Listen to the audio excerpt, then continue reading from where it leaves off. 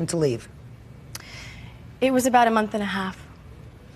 So how much rent was owing at that time? He owes me for 21 days in the month of March, which is a total of $305. Okay, and what happened when he was evicted in March?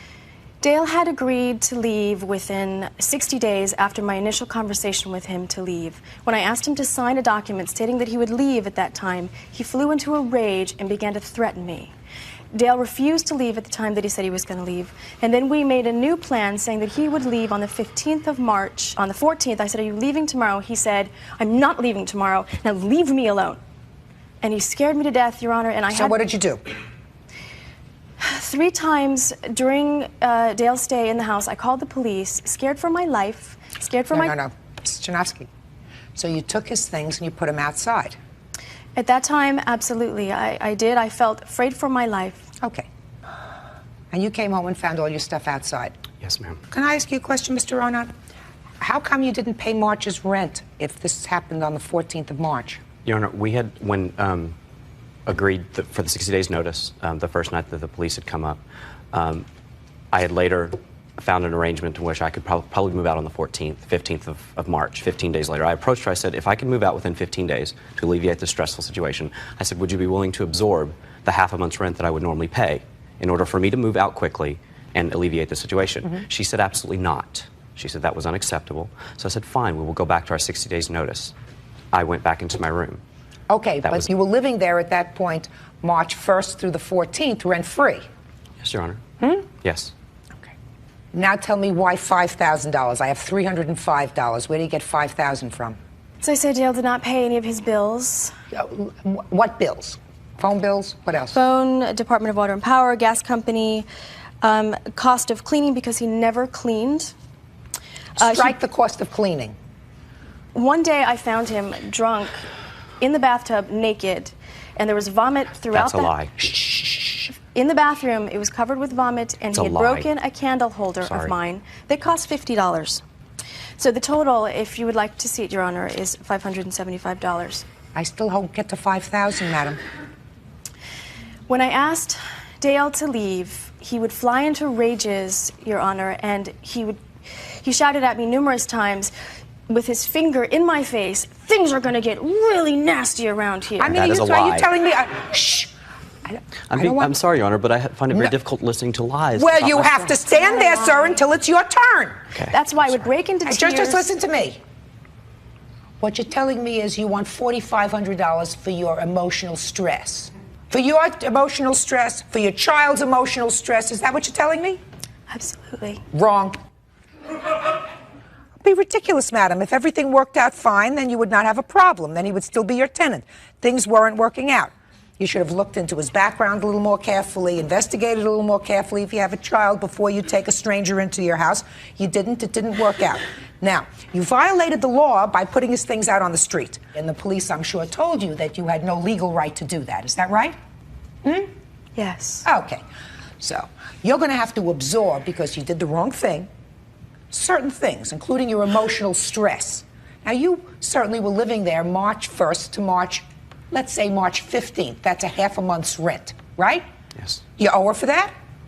Yes. Sure, you do. So you owe her $225 for half a month's rent. Now, you're suing her for, everybody's got these big numbers, a lot of zeros, $2,500. That's an overestimation. I didn't have an exact measure at the time. Let me hear, sir, what things of yours were destroyed. Well, actually, I brought a couple of the items. A lot of them are irreplaceable, things that I can't estimate value. So, like, give me an example. I have a figurine from Walt Disney that's about 40 years old. That was given to my grandmother, and it's broken in half. I have numerous CDs that were placed in a bag that had sand in them, and they were just placed in there by themselves without the case. They're just scratched, and I can't play them anymore. I have a lamp that was a gift, and it was flattened. I'm the part-time manager of the building, Your Honor, and I watched as everything was brought downstairs, and as the manager, I can tell you, nothing was broken. Not one thing. As a matter of fact... Just a second. Tell me, where were you when the things were brought down? Here are the stairs. Here's me. Okay. And were they brought down as individual things, or were they in a bag? Some individual and some in a bag, and I looked through everything as they were bringing it down to make sure that nothing was broken, and she had asked me to do that, and I was happy to comply with that request. So you looked through every single thing that was brought down, and you saw absolutely nothing broken? Absolutely nothing broken. Judge Judy continues in a moment. He was threatening me with my child present. Whether it sounds funny or not, stop being so dramatic, madam. It scared me to death. I think you're nuts to come to court to sue him. Nuts. And later today, I mean, she's cheated on me in the past. I don't give a rat's behind about your social history with her, so that has absolutely nothing to do. Still people, Judge Judy. 29-year-old Tessa Charnovsky says 23-year-old former roommate Dale Arnott did not pay rent, broke her furnishings, and berated her son. Well, let me ask you this question, sir. When the things were put outside, they were left outside overnight? Yes. Did you watch them all night? My apartment building overlooks them, so yes. Are you telling me you stayed up all night to watch these things? Is that what you're telling me? I'm a writer, so I have different hours, so I sleep during the day sometimes. But my car is also parked back there, so I do keep an eye on the building. As the manager, it's my responsibility. And because his things were out there, and I did know Dale, I did take it upon myself to make sure that nobody came and stole things. So the answer to your question is yes. So you're telling me that you watched these bags, whatever they were, plastic shopping bags, Unless I all had to go night. tinkle, then I went to the bathroom. Listen to me. The two of you have a problem. And your problem is that you don't know how to put a period to the end of this rather unfortunate tenancy. He owes you $225 in rent. Your emotional distress you're going to have to learn to live with. You, however, did the absolute wrong thing and put his things out of the house and left them outside, unattended, overnight. Absolutely the wrong thing. May I make a statement, please? Sure. Your Honor, he told me that if I went through the eviction process, that he would stay for 60 days. Which is his legal right. I said 6 months. Just listen to me, Ms. Chernovsky. Fine, That's his legal right. And Your Honor, and then he was threatening me with my child present. Whether Ms. it sounds Chernovsky, funny stop or being not, so dramatic, madam. it scared me to death. Well, what I'm telling you is if it scared you to death, you have to pay for it. You did something that was illegal. You cannot take his things and just put them out of the house. You can't do that. But clearly, he's out of your house now. He's out of your life now. I assume you're going to be smarter when you rent to somebody else. But you have to understand that you can't just say to somebody, you're going to leave when I tell you. Because once he moves into a place, he has certain rights as a tenant. And I can understand you being fearful for yourself. I can understand you being fearful for your child. But that once he's out, I think you're nuts to come to court to sue him. Nuts. Because if you were really afraid of him, Ms. Chernovsky, and if he was out of your house and out of your life, you would not have sued him. Because that doesn't make any sense if you were really afraid of him. So your lawsuit's dismissed, as is your counterclaim. Thank you. You're even. I'm fine. That's all. Please are excused. You may step out. Out the back door to your right, please. At first, everything was fine, and then over a short period of time, she became not the person I originally had planned on her being. This is a man who is evil, is a pathological liar, is destructive, does not follow through on any responsibilities, and he wins. It's absolutely outrageous. I'm just going on with my life. I'm really over all this, and I never wanted to come in the first place. And now the next case. Body's on Jackson versus Hambrick. Step forward, please. Dina Jackson, with her twin sister Dawn as a witness, is suing her ex-boyfriend Joey Hambrick for using her credit card. His witness is his twin brother, Danny. Who's the plaintiff? I am. Who are you? I'm her sister. Sit down. Who are you? I'm his brother. He's my witness. I'm Joey. Sit down. Because I don't know if we need witnesses. Miss Jackson, this is your former boyfriend. You say he owes you $5,000. Yes. For a series of loans that you made to him, start at the beginning He charged on my credit card from July to September. And of I gave him, 1997. yes. And I gave him a cash loan in October. And how much did he charge on your credit card? $1,531. And did you give him permission to charge that on your credit card? Yes, he had promised to pay me for it. Well, tell me about it. Okay, we would go shopping, and he would ask me if he could use my credit card to buy an item, and I would say okay. And in the past, he'd always done it and paid me back. Why didn't you use your own credit card? I don't have a credit card. Okay, so the drill was you would use her credit card, and in the past you paid her back. Yeah, sometimes. Sometimes I mean, we had we had a relationship, I mean, I bought stuff for her, she bought stuff for me. I'd take her out to dinner, too. I mean, we'd go out to nice restaurants, I'd pay for that. I mean... That's different. All right. Let me see the bills. Now, then you say there was a large loan that you made to him to have his car fixed. Yes. Let's get this. What's Silver Island? It's a jewelry store. He bought, I think, a bracelet. For $19? Yeah, it's not a very nice bracelet. Who did he buy the bracelet for? Himself. For $19? Yeah. IKEA, $529. What was that for? I bought some furniture for my room. That you still have? Yeah. Yes. Yes. Well, you have to pay for that. Why should she pay for your furniture? Well, I mean, she took me shopping. I mean, it was just part of it. And she had credit. So it was like... Just a second. It was a mutual thing. Yes. You see my mouth moving. Were you there? Yes, I was there a couple times. You were there? On a couple occasions, I was. My sister was there also on a few occasions. Just a second. Step up here. You related to him? Yes, I'm his twin brother. Okay. Tell me the occasions when you were there when she bought him things on her credit card. Well, we'd be, say, just on any occasion. We were all four of us together. No. Specific. Okay, for the jewelry, okay? The $19 bracelet. The $19 bracelet. She bought that for him. She saw, oh yeah, this is cute. I like this. It'll look good on you. So she bought it. So you were there in the jewelry store Yes, with I the was. two of them? Yep. He's Tell lying. me about it. Where was it located, this jewelry store? I can't recall. It was a while ago. You can't recall. You can't recall where it was, but you recall the conversation. Yep. Sit down. Judge Judy continues in a moment. Where'd you get all this money from? My father died a couple of years ago and left me money. So you gave him almost everything that you got? I wanted to help him at the time he needed the money. And I felt bad for him. Closed captioning sponsored in part by Real Cases, Real People, Judge Judy. 22-year-old student Dina Jackson is suing her ex-boyfriend, 19-year-old restaurant manager Joey Hambrick, for using her credit card and not paying her back. Tell me about the car loan. He had called me one day in the middle of October and said he had been planning on selling his car, which he was going to pay me for the credit card payments. Sorry. And he had called me and he had crashed his car pretty bad and he asked for a loan. What did he say? Exactly. He called and said he crashed his car.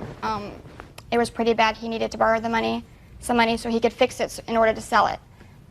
And I said, okay. How much did he borrow? $3,800. Did you borrow $3,800 from her? She gave it to me. No.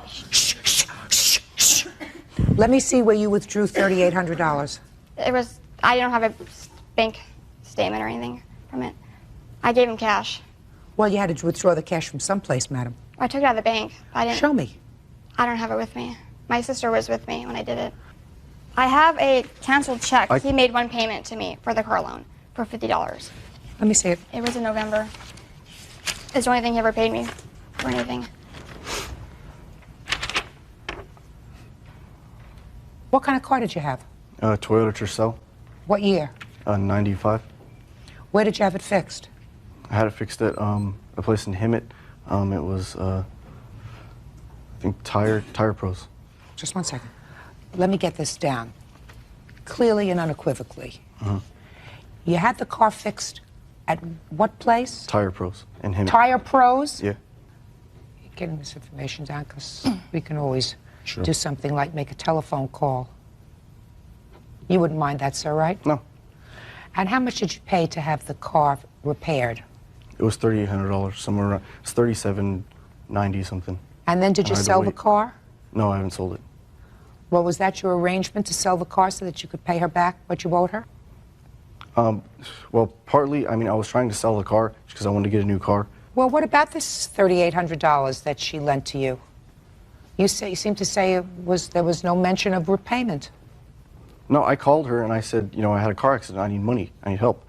And you know, it was either it was up to her whether to give it to him or not. You know. I mean, she's cheated on me in the past. I don't give a rat's behind about your social history with her, so that has absolutely nothing to do with money. So you said, I need $3,800. Yeah, I did. Were you still dating at the time? Yes. Where did you expect her to get the money from? She's had a lot of money. She had an inheritance a while back. She obviously had a lot more than I did. What do you do for a living? I work at McDonald's. I'm just a manager there. McDonald's. Yeah. What do you do? I go to school and I help out at my dad's dental office, my stepdad's dental office. Where'd you get all this money from? My father died a couple of years ago, and we each got $5,000. So you gave him almost everything that your father had left you? Mm-hmm. Huh? Judge Judy continues in a moment. Judy. You took out of the bank almost everything that your father had left you? I wanted to help him at the time he needed the money, and I felt bad for him. My sister was with me when I gave him the money, and he even said, you know, I really appreciate it, I'll pay you back as soon as I sell my car. Mm-hmm. He had told me that when I gave him the money. These two bills together add up to more than the yeah, about $5,300. Maximum allowance that this court can award to you. But you owe this money. You're going to have to work at McDonald's double time, Mr. Hamburg. Double time. You owe the money. So you got to pay it. Judgment is with the plaintiff in the amount of $5,000. That's all. Thank you. Parties are excused. You may step out. Out the back door to your right. Judge Judy continues in a moment. And on the next Judge Judy. Parties on Snodgrass versus Levancil. Step forward, please. 28-year-old student Jerry Snodgrass wants his former girlfriend, registered nurse Laura Levancil Vasquez, to return his dog, Missy. Order. All rise.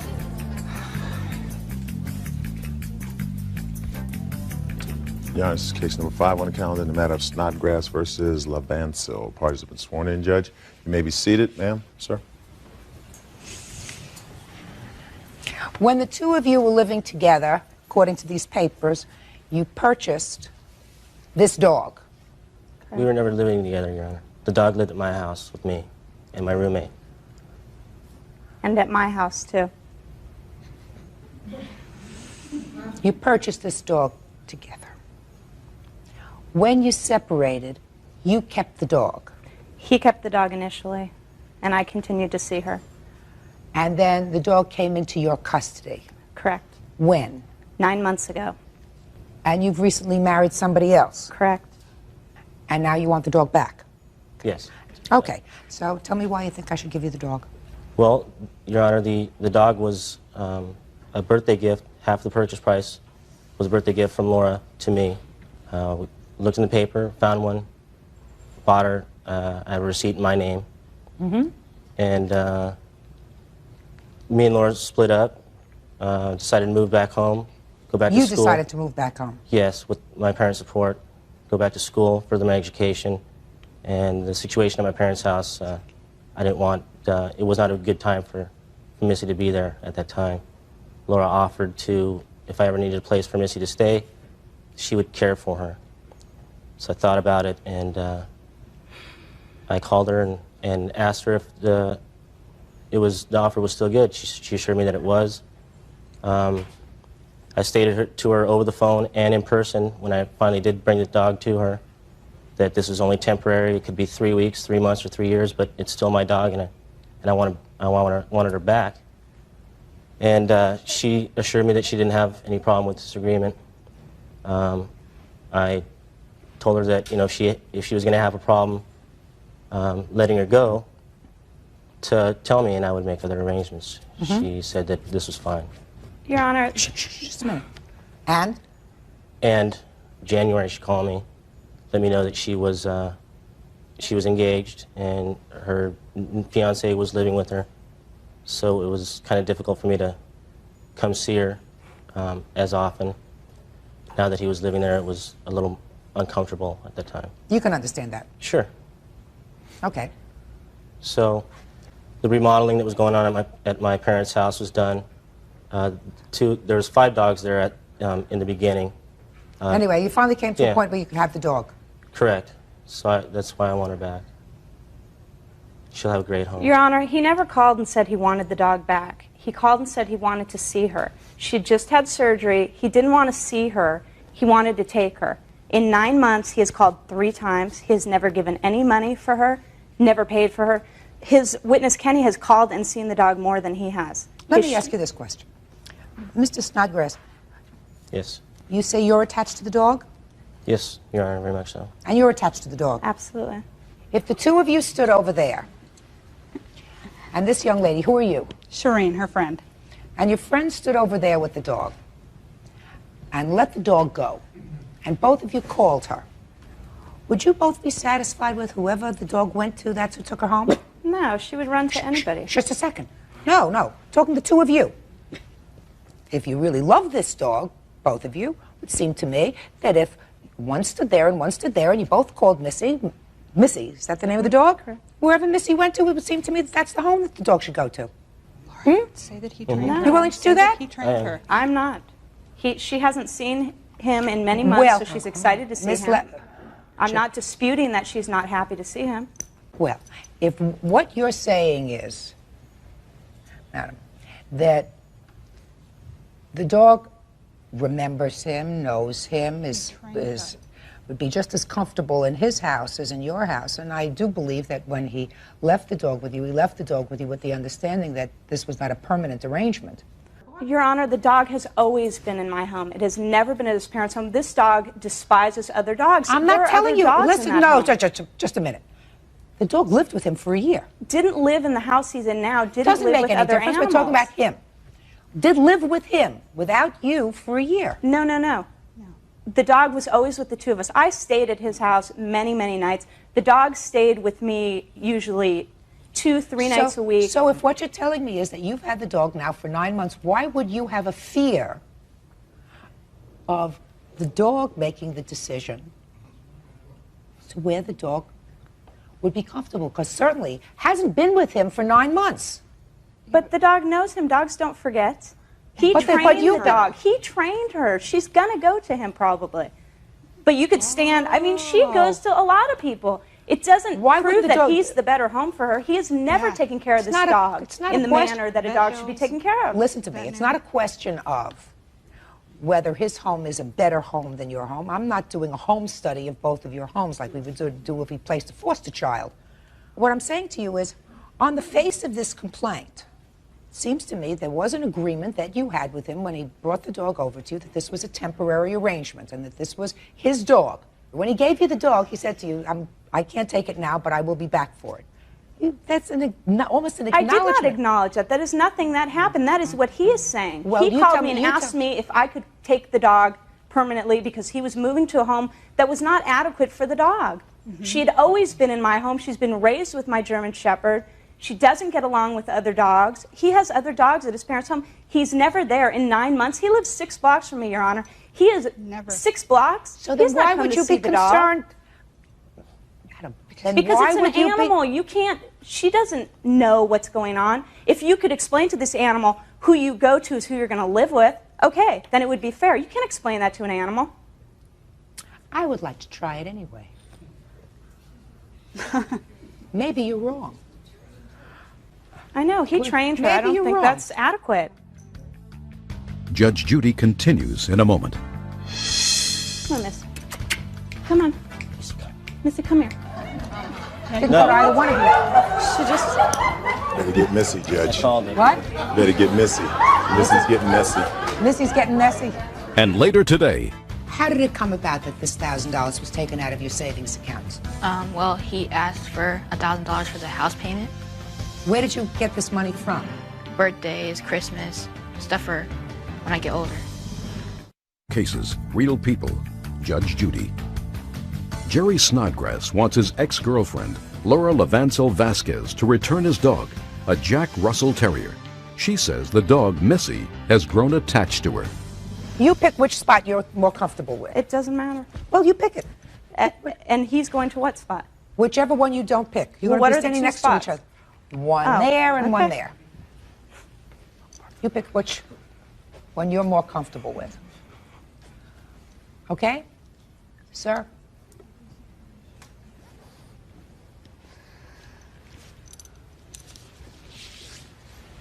Missy. Okay, Missy, come. Come on, Missy. Come Missy. here, baby. Come on. Come the dog. Come here. Missy, come here. Come up, Missy. Come here, baby. See, Put a perfect stranger here. She'd come to him if they called.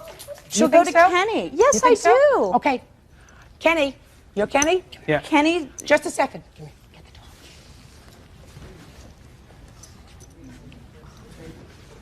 You sit down with where Kenny is. Laura, you stand on this side and have Kenny stand Right. on that side. Okay. come on, Miss. Come on. Missy, come. Missy, come here. See? She went to your bailiff. Missy, come on, baby. That hates dogs. Just looking for a place to go to bed. My bailiff doesn't hate dogs. Didn't No. go to either one of you. She just... Better get Missy, I Judge. called it. What? Better get Missy. Missy's getting messy. Missy's getting messy. Oh, how sad. Look how Missy. much, see? Now you wanna Come here, wanna baby. get Come Missy? here, baby. Come here. Well, now that Missy has relieved herself in my courtroom, try it again. Missy, come. Come on. Missy, come. Come here, baby. Come see Mama. Okay. I've read all the papers. And I do believe, Mr. Snodgrass, that from a legal perspective, you are the registered owner of this dog. The defendant does Registered with who? She's always been registered with the state and city with me, never in his name. not. Well, you got papers for this dog, is that I right? put them in his name because I thought we were getting married. You know, I've always paid, I've always taken care of her vet bills, I've done everything for this dog her whole life. You know, he kept her locked in a kitchen for hours at a time. You know, he doesn't take care of an animal the way an animal should be taken care of. You know, you could never tell that by the way the dog is affectionate Your Honor- towards him and seems to go with him. He trained this dog. My concern, you don't seem to understand, and I'm going to explain it to you once and then this case is over. My concern was that it would be totally unfair to take a dog who is totally attached to you as the owner of the past 9 months, and for no other reason other than the fact that there seems to me to be a legal presumption that he is the owner of this animal, to transfer the dog back to him. That was a concern that I had when I read these papers. And it Because should be. despite everything that you put in the papers, there is an acknowledgement that the dog is his dog, and you seem to say that he abandoned this dog by having minimal contact with the dog over the 9-month period that you had the dog. But quite frankly, I'm looking at this dog now, and this dog seems perfectly willing, and not only perfectly willing, but very anxious to go back with him. Okay, Your Honor, what about the dogs that live at his parents' house? She does not get along with other dogs. What about the situation he's going to take her to live in? If he was asking to bring her back to his home where she grew up in and she lived, you know, I could see that being a good home for her. But there are dogs there. This dog does not get along with strange dogs. You have a German Shepherd. That she has been raised with since she was a puppy. Mm-hmm. They have been together since they were little. Is that true? Yes. What kind of dogs do you have now where you're living? They're Chihuahua Pomeranian mix. They're small dogs. There's 3 of them. Has this dog ever been with those dogs? A couple of times, Your Honor. And how Never. did they get along? Okay. Mr. Snodgrass. Been there. Mr. Snodgrass, Yes, Your Honor. let me tell you this. You love this dog? Yes, I do. Is that why you want the dog back? Yes, I do, Your Honor. Is that why he had me served 4 days before my wedding? I tried to make this a gradual thing. I wanted Missy for the weekend. Laura wouldn't accept, you know, she wouldn't let. She just had period. surgery. Flat out said, you know, no, you can't see the dog. I only have one other question for you, Mr. Snodgrass. How did you fare without this dog for the last 9 months? Well, I missed her a lot. I thought about her all the time. But, Yeah, he came to see her all the time. He missed her so much. I thought about her all the time. You know, just the situation at home and the situation at Laura's house, it was just very uncomfortable for me to see her. Put the dog down. Unfortunately. Put the dog down. Let it go. She wants the tennis ball. I see.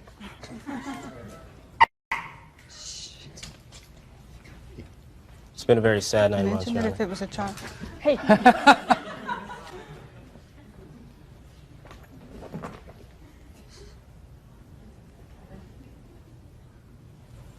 Missy, bring it. Good girl. Sorry, she likes to play. Bring it. I'd still like for Laura and her new husband to visit the dog if they want. Well, your former girlfriend has a life of her own now. I understand that now. Looks to me as if she's taken very good care of this dog. I appreciate it very much. Judge Judy continues in a moment. And later today, Now, you explain to me why you shouldn't give this money back to him, because I assume that you're here because you didn't give it back to him. Correct. Tell me why you don't believe you should pay him back. closed captioning sponsored in part by Real Cases, Real People, Judge Judy. Jerry Snodgrass says his former girlfriend, Laura Levancil Vasquez, won't give him his dog. She says she loves Missy. Mr. Snodgrass, I want you to make her feel totally comfortable. So you're going to take the dog for a weekend, because I think that what you say is absolutely true. I think you should take the dog to where you're living now, and if this is where you're going to live, I think that you should see how this dog gets along with 3 other dogs. I mean, you have a German Shepherd, right? And she learned to get along with the German Shepherd. She seems like a perfectly happy puppy. If she gets along with your dog, sir, you can keep her. If she doesn't, I want you to do the right thing and let her stay. Your Honor, he won't with her. do the right thing. Do you understand? Yes, I understand. Who's going to judge whether she stays or she goes? Well, Laura? I tell you what you do. Why don't you go to the house where he is Oh, I will. with the dog? Take a video camera with you. Okay. Memorialize the moment. If you can't make a decision as to whether or not the dog is in fact getting along with these other dogs, and give it a couple of minutes, you know. Oh, I will. Give it a couple of minutes. You can come back to me. Is that reasonable? So who gets the dog right now, Your Honor? Right now, dog's going home with her. She's going to bring the dog to your house. If things are not going well, and you've got the camera, the dog go back with her. If you can't agree, the dog goes back with her, and you come back to me. Reasonable? Good. That's all. Please excuse you may step out. He's never there. He's never taken good care of the dog. He doesn't deserve to own an animal. She knows that I trained Missy, raised her, and she'll have a great home. I care about her very much. Yeah, that's why he's been there so many times in 9 sad months. to, Kenny's seen her more than you have. No, it's not true. Yeah, it is true. And now the next case. Parties on Gutierrez versus Kuzman. Step forward, please. 12-year-old Cole Gutierrez, with his mother Emily, is suing his former stepfather, 42-year-old butcher Mike Kuzman, for a $1,000 loan. Mike says he borrowed the money, but he also says he bought Cole an $1,800 computer. What's your first name? Cole? Cole. This was your stepfather. Yes. How long was he married to your mom? 5 years. And they are now divorced. Is that correct? Yes. And you say that while they were married, you made a loan to your then stepfather of $1,000. Yeah. You don't deny that this money was borrowed from his savings account, No, I don't. but you claim that you don't have to repay it. How did it come about that this $1,000 was taken out of your savings account? Tell me about the conversation. Well, he asked me if he could borrow money so we could keep the house, and he said he needed $1,000. And Where did you get this money from? well, it's from money I saved. It's in a CD. It's a $1,000 CD. Saved from what? Birthdays, Christmas, stuff for when I get older. So you said okay? Yes. And did you go to the bank with him? No, I went with my mom. And you took out the $1,000? Yeah. And who did you give it to? I gave it to Mike. Is that right? Mostly, yes. Okay. So he gave you the $1,000. You had gone to his room, asked him for it, and he gave it to you. Now, you explain to me why you shouldn't give this money back to him, because I assume that you're here because you didn't give it back to him. Correct. Tell me why. Correct. Okay. Emily and I, we got behind in the mortgage payment. I knew that we were behind. I was notified by the bank that we were behind. And Acknowledge you were behind in the mortgage payment. You went to your stepson. Right. He took out his CD and he gave it to you. Correct. That's what you asked him for. Yes. Judge Judy continues in a moment. Call 1-888-800-JUDY. Tell me why you don't believe you should pay him back. I'm paying off a computer that we got for him for $1,800. So? So I feel that that's just compensation for borrowing. It was $1,200, not $1,000. It was $1,200. I feel that's just compensation for borrowing the $1,200 from him. Well, when did you buy him the computer? In June. Shh. It was in June for his graduation. And what does that have to do with $1,000? You mean because you feel as if you're divorced from his mother and you're still paying off the computer that Yes. you want to offset that? Yes. Judgment in this case, he borrowed $1,000 or $1,200? $1,200. $1,200? Yes. Judgment in this case is for the plaintiff in the amount of $1,200. Mr. Kuzman, outrageous, sir. Parties are excused. You may step out. Judge Judy continues in a moment. And Parties on Giannopoulos versus Pinder Hendricks. Step forward, please. 21-year-old Vicky Giannopoulos says 17-year-old Amy Pinder wrecked her car when she borrowed it to get lunch for both of them. Order. All rise. Your Honor, this is case number 26 on the calendar in the matter of Giannopoulos versus Pinder Hendricks. Parties have been sworn in, Judge. You may be seated, sir. Have a seat. Miss Hendricks? Mrs. Hendricks. Yes. Mrs. Hendricks? Yes. This is your daughter. This is my daughter. How old are you? 17.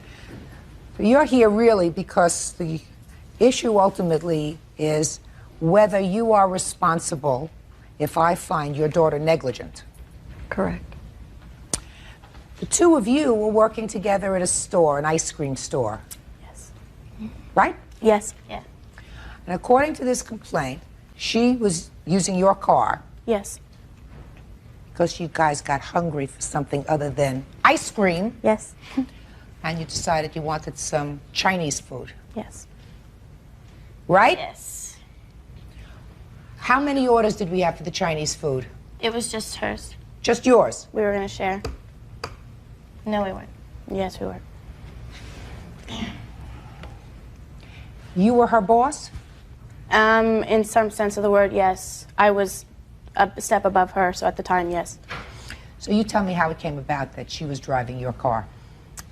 Amy and I were sitting there, we were discussing that we were both a little hungry, and I am not allowed to leave since I am supervisor. So I was sitting there, we tried to get a few orders in. You mean you tried to call it? Right, yes. And it happened as there was a place about a mile away, and Amy said, I'll go get it if I can use your car. And I said, okay, fine.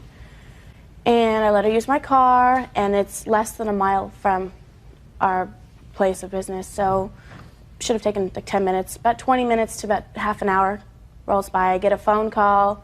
Vicki, I've been in an accident. I'm okay. The other driver's okay. It's nothing real big. I'm real sorry. Tell me about the accident you got into.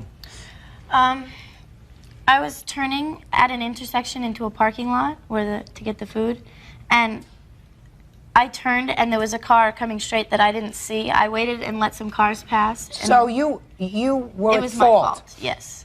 How much was the damage to the car? I'm not exactly sure. I had a $1,000 deductible. It was more than that. I had to pay the full $1,000. Okay, young lady.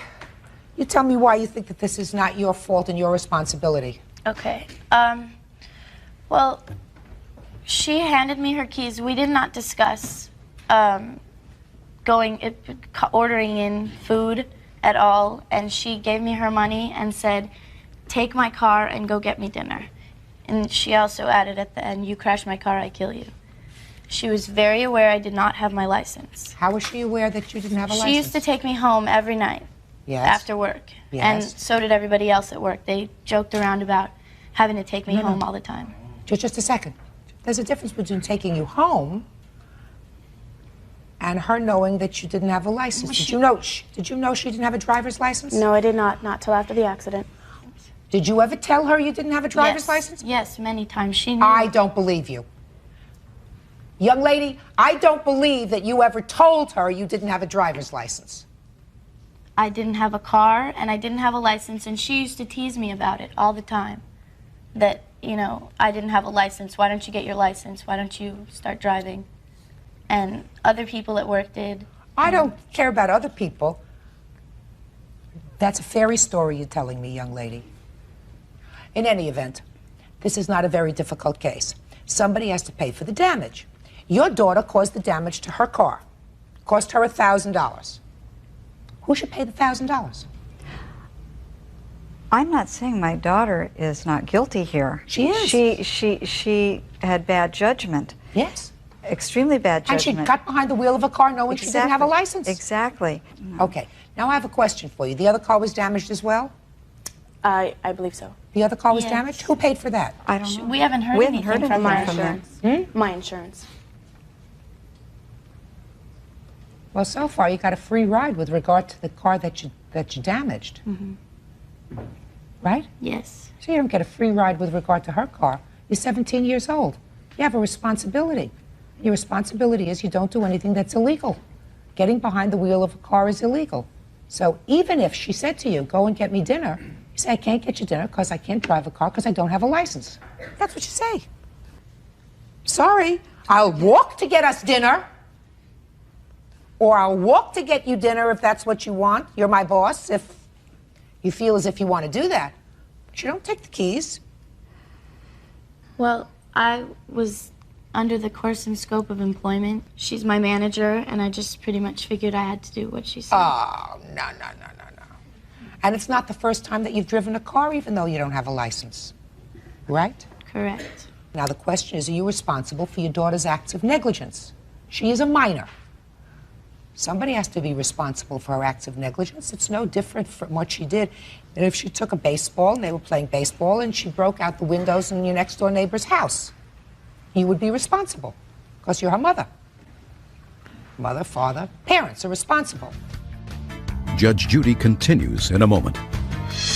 And later today, I was stuck in a box in my car with a big, huge man coming at me, all right? With tattoos all over his arms. And so your lawyer should have sent you to a psychiatrist, not a chiropractor. real cases, real people. Judge Judy. Amy Pender says her former boss, Vicky Giannopoulos, sent her to get lunch in Vicky's car. Amy crashed the car. Vicky wants her to pay for it. Between this side and this side's guilty, and this side is out $1,000. You have to pay for that. I understand that, but she's not being truthful. Whether she's being truthful or not, your daughter is not being, A, truthful. She's told you the exact truth here No, today. she hasn't. Yes, she has. No, she hasn't. Bottom line is, she damaged her car, she damaged a perfect stranger's car. She didn't pay for either one. Now she's going to pay for one. $1,000 for the plaintiff, that's all. Officer, excuse you, may step out. Here you go. And now the next case. All parties on Ungar versus All Reed. Step forward, please. Independent sales agent Derek Unger claims machinist Timothy Allreed punched him in a fit of road rage. It has been a generation since the United States of America has been involved in a war. So you know what they substituted for war? Road rage. Here we have, unfortunately, another case of combatants behind the wheel of a car. Mr. Unger, you complain that you got into an altercation with this perfect stranger while you were driving your car and he was driving his car, as a result of which you were injured when he assaulted you. So you want to tell me the story? On the date in question, I was driving eastbound on Santa Monica Boulevard to make a right turn and make a catering delivery in the Century City area. I made a right turn. I was Were you going driving a car or a truck? a truck. I went to change lanes to get into a right turning lane or thereabouts, and accidentally cut the defendant off. At that time, he started giving hand gestures and Well, when you cursing cut at me. him off, he was behind you then. Yes, I cut him off, and he was behind me on Century Park East. So how did you know he was making hand gestures? Because he pulled up alongside of me and started You making mean hand after gestures. you made the turn? Right. He got mad because I cut him off, pulled up alongside of me, rolled down his window, F you, F you, F you this, F you that, and then I returned with the same gestures, F you, F you, F you that. Proceeded to roll up my window and tried to just ignore the incident and go on with my day. And I pulled down into an undergarage parking and came along a up and down gate. Stopped at the gate because it wasn't open. The defendant pulled up behind me. He was walking down the side of the cars. As soon as I saw him get to about my bumper, I exited the truck. First mistake, right? Yeah, you could say that. Sure it was. Because that's why we're taking this slowly. I don't think it was a mistake. I mean... You don't think so? Well, no, there's this big guy coming up on my car after he's just telling me he's going to kill me. Well, I mean... So, Mr. Unger, that doesn't strike you as a mistake, sir? Here you're sitting behind the Well, at least wheel I of a could run, you know? 5,000-pound truck, right? Okay. You just told me you were afraid. You didn't know what he was going to do. Mm-hmm. So it seems to me you stay in your truck. Now I'm just saying this is a point of a lesson, which is what Okay, you were it's a talking lesson, about. you're It's a right. lesson. If somebody is coming up to you who seems to be irrational, you stay as protected as possible. You don't get out. Well, it's kind of like you're framing your face in the car, though. I mean, if your window's down and he comes up to the window, you got a big frame of your face. Mr. Unger. With a target. Mr. Unger, why in the world would you keep your window down? Well, it was down. It was hot. Well, as he's walking to your car, the first thing an intelligent person would do is to roll up their window. Okay. All right. So you got out of your car. Mm-hmm. And then what happened? Turned around. I turned around, looked at him, and pow, right in the face. Okay. And as a result of that, you want to show me some medical records. Correct. Of your injuries, out-of-pocket expenses, Correct. and I also have And a some witness photographs. that filled out a witness claim. I don't read witnesses' claims. Okay. I speak to witnesses. I didn't think you did. Okay. Here's my medical records. Here's the correspondence between my lawyer and myself. And my pictures. Well, I want to see the pictures. I'm not interested in the letters between you and your lawyer, sir. That's between you and your lawyer. What I want to see is medical records.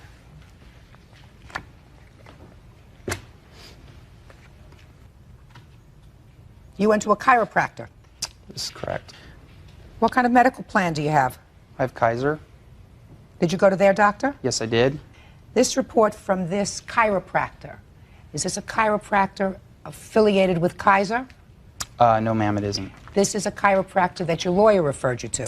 What? Means what? Is this the chiropractor that your lawyer referred you to? Yes, it is. There's also a medical report in there from Kaiser. I understand that. Okay. I'm just testing my reservoir of information. Okay. Judge Judy continues in a moment. The man's crying downstairs in the garage, telling me not to have him arrested. You know, and I'm sitting there bleeding profusely. So I told the guy not to arrest him. He's like, thank you, I'm so sorry. Closed captioning sponsored in part by Real Cases, Real People, Judge Judy. Truck driver Derek Unger says Timothy Allreed punched him after they exchanged words while driving. Timothy claims he was just defending himself. Okay, so let's hear your side of the story. Well, I was traveling west on Santa Monica Boulevard. He was traveling east on Little Santa Monica Boulevard in Century City. And there's a line of cars that were backed up. And he, like, darted around those cars and cut me off in front of me. And and I did make a gesture at him. I made a hand gesture at him, and I was like this, and I flipped him off. And and he started mouthing words to me through the back of his window in his truck. So he got to the ticket machine first, where you pull the tickets out, and I came up behind him. He was already out of his car, and I was still rolling. I was like, I'm not going to get stuck in my car. I want to be able to defend myself, is basically. I'll ask you the same question that I asked him. He was threatening me, verbally threatening me. He said he was going to rip off my head and do nasty things down my neck, all this other stuff. You know what I mean. So why did you get out of your car? Because I felt threatened. I felt so then threatened. you stay in your car. Well, you feel threatened, then you stay in your truck. That's what a normal person would do. They would stay in their truck, but you got out of your truck. Yeah. Yeah. I did. And what happened when you got out of your truck? We came together, and he kind of lunged at me. I stepped to the side. I hit him one time. So you hit him. I did hit him. So you got to pay for that. I felt threatened. So you got to pay for that. Well, I was defending myself. No, you weren't. You were both acting like fools. Unfortunately, he got hurt. Yeah, sure. I mean, I'm not going to just, You're not going to just what? I'm communicating on the road, basically. I'm like, what are you doing? Just a second. You know? Just a second. Why do you feel the necessity to communicate on the road? Because I'm driving. That's what I do for a living. I drive. I communicate on the road with people, you know? You're not That's what I supposed do. to communicate on the road, sir. You are supposed What do to you mean you're drive not your car. Sorry. You're supposed to drive your truck. That's what you're supposed to Yeah. do. And if you just let it go and say, that idiot. I cut tried me to off. let it go. I was like, tell him to calm down. No, he wasn't angry with you. That's not logical. He cut you off, and if you had done nothing after he cut you off, he would have continued on his way and delivered his bagels, according to this. But you confronted him. I'm not the one that pulled out and went around all those cars. I'm not saying he was driving like a maniac. That's not what caused this problem. What caused this problem is that you chose to confront him. Dumb. And then the two of you decided to confront each other as you were entering this parking garage. And you say no? No, I didn't. Listen to me. If you didn't want to confront each other, sir, you would have stayed in your truck. Don't you Ma'am, watch television? I was stuck. I was stuck at a gate, and I was stuck in a box in my car with a big, huge man coming at me, all right? With tattoos all over his arms. And so you're frightened. And you're frightened. Right, so I'm going to get out of the car. Frightened, so you get out of the car. I get out of the car, You and get no out of the sooner car. than I turned around Listen, than your he hit me. lawyer should have sent you to a psychiatrist, not a chiropractor. In any event, Mr. Allred, you have to pay him for what you did. Now, if you have a lawsuit that didn't go anywhere, sir, with your lawyer, I don't know if I'm prepared to make him pay for that, but I am prepared to make him pay for punching in the face. For punching you in the face. Your Honor, I was also very nice to the man. The man's crying downstairs in the garage, telling me not to have him arrested. He's got kids. It's his third time being arrested. Please don't have me arrested. Please don't have me arrested. You know, and I'm sitting there bleeding profusely, and I'm going, you know, do I still have a heart? So I go, okay, you're not arrested, okay. So I told the guy not to arrest him. He's like, thank you, I'm so sorry. Mr. Allred, now I have a question for you, sir. Yes, ma'am. I mean, he knows he did wrong. He deserves to pay the whole thing. How many times have you been arrested? Make sure look at me. Look at me. How many times have you been arrested? 4 or 5 times. For what? Various things, burglary, assault. When was the last time you were arrested for assault? 1990. You on probation anywhere? No. Did you ever serve any time in jail? Yes. How long? Off and on, 7 years. When was the last time you were incarcerated? 1984. And when was the last time you were arrested? Last time I was arrested? Yes. 1996. For what? Warrants. Warrants for what? Traffic warrants. What else? That's it.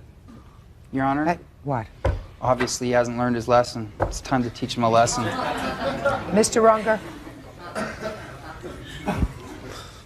I'm just, you know, Mr. I know you're Runger? thinking the same thing I am, or else you wouldn't be smiling too. Mr. Runger? You're being irritating. I'm sorry. Judge Judy continues in a moment. I'm not saying to you that Mr. Allred isn't responsible for what happened because he hit you. Right? What I'm saying to you is you tried to make a case out of it with a lawyer. The case went nowhere.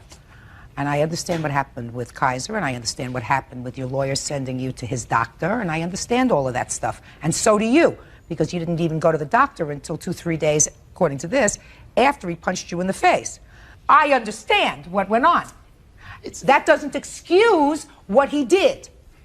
That doesn't excuse what he did. You understand that, sir? I understand, yes. Very good. Judgment in this case is for the plaintiff in the amount of $3,000. That's all. Parties are excused. You may step out. Judge Judy continues in a moment. And on the next judge... Parties on Fox versus Artigas. Step forward, please. 45-year-old electrician Farrell Fox and his wife Bobby are suing their daughter, 22-year-old Jill Aragus, for the cost of the wedding and not inviting them. Order. All rise. Quiet in the courtroom, please. Your Honor, this is case number 15 on the calendar in the matter of Fox versus Aragus. Parties have been sworn in, Judge. You may be seated, sir, ma'am. This is your daughter. That's correct. And your stepdaughter. Is that right? 17 years. And your father and his wife raised you? Yeah. You decided to get married? Yes, to Your you? Honor. And you said you would pay for the wedding? That's correct. And you made some payments towards things that, deposits and stuff towards the wedding. You gave your daughter some money in cash, is that right? No. Never gave you any money in cash to pay for things for the wedding? She gave me a check for $500 one time, and I gave her everything back that was bought. What did you buy with it? A cake knife, goblets, garter belt. Whatever, you said you gave it. But yeah. The money that you say you laid out towards this wedding was what, $1,700? $1,735. And then you had a falling out with your daughter.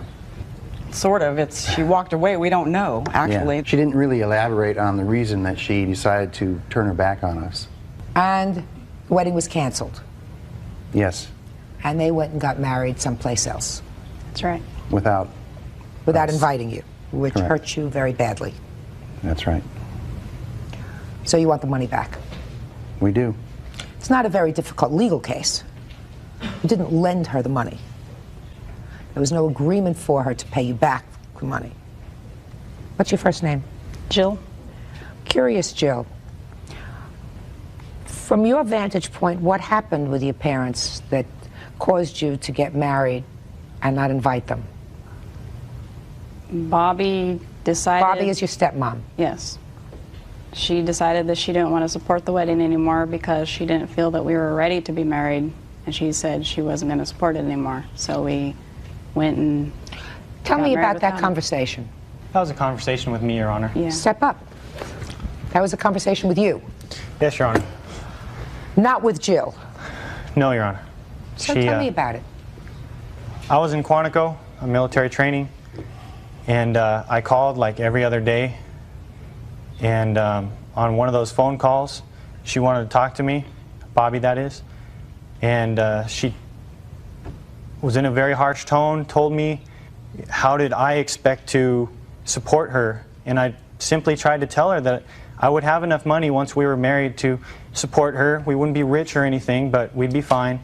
And she just said that until she saw a financial plan in writing, that we would not be able to get married, and she would no longer support it if we didn't show her that financial plan. And okay. Bobby, tell me what you remember of this conversation. I remember it clearly, Your Honor. My daughter had no food. She was coming to us with no food. She had no gas. Was she living on her own? Yes. Okay. And she was at our door constantly. Okay. And it was agreed when said she was getting married that, okay, now we'll pay for the wedding. You're old enough, you support yourself. Anyway, her car broke down. He left her. He's nowhere to be found. He's in the Army. Well, he's in the Army. Not his fault. But, believe me, but Uncle Sam knew where he was. Right, exactly. But the idea was we were upset because they planned it around the time he wasn't around. you plan a wedding together, that's the fun So part. tell me about this conversation. Okay, the conversation went, Jill doesn't have any food, where is the money going? You took $500 that we gave for her. She said that he had spent it on his friends over the weekend that he came to visit with her, and that we need that money back. Anthony says, I don't know what you're talking about. There's no money. I believe my daughter. The other thing was, I said, well, she's trying to pay child support, and I named off a few other things, and he said, she's not paying child support. She has plenty of food. She must be lying. Well, then a few days later, I went in, and her and her girlfriend were there, and I mentioned to her girlfriend about the conversation with child support, and her girlfriend says, well, actually, technically, she doesn't pay child support. She sends them clothes. And it irritated me because the kid's in Stockton. She doesn't know whether he needs his clothes. And I said, Jill, if you had any conscience, you would postpone the wedding until you can afford to pay support.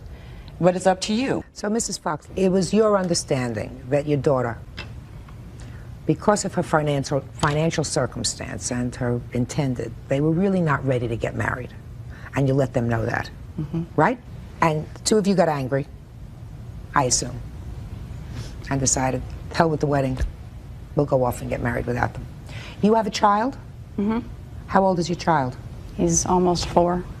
And I assume from what your mother tells me that he lives with someone else. With his father. How long has he lived with his father? Almost a year, or about a year. Do you visit with him? How often? Every 2 or 3 months. Where are you living now? In California. And are you in the military? Yes, Your Honor, I'm in the Marine Corps. What about you? What are you doing? I'm attending college right now. You're attending college full-time? Which college?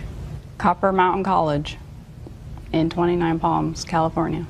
What kind of college is that? It's a junior college. Who's paying for college?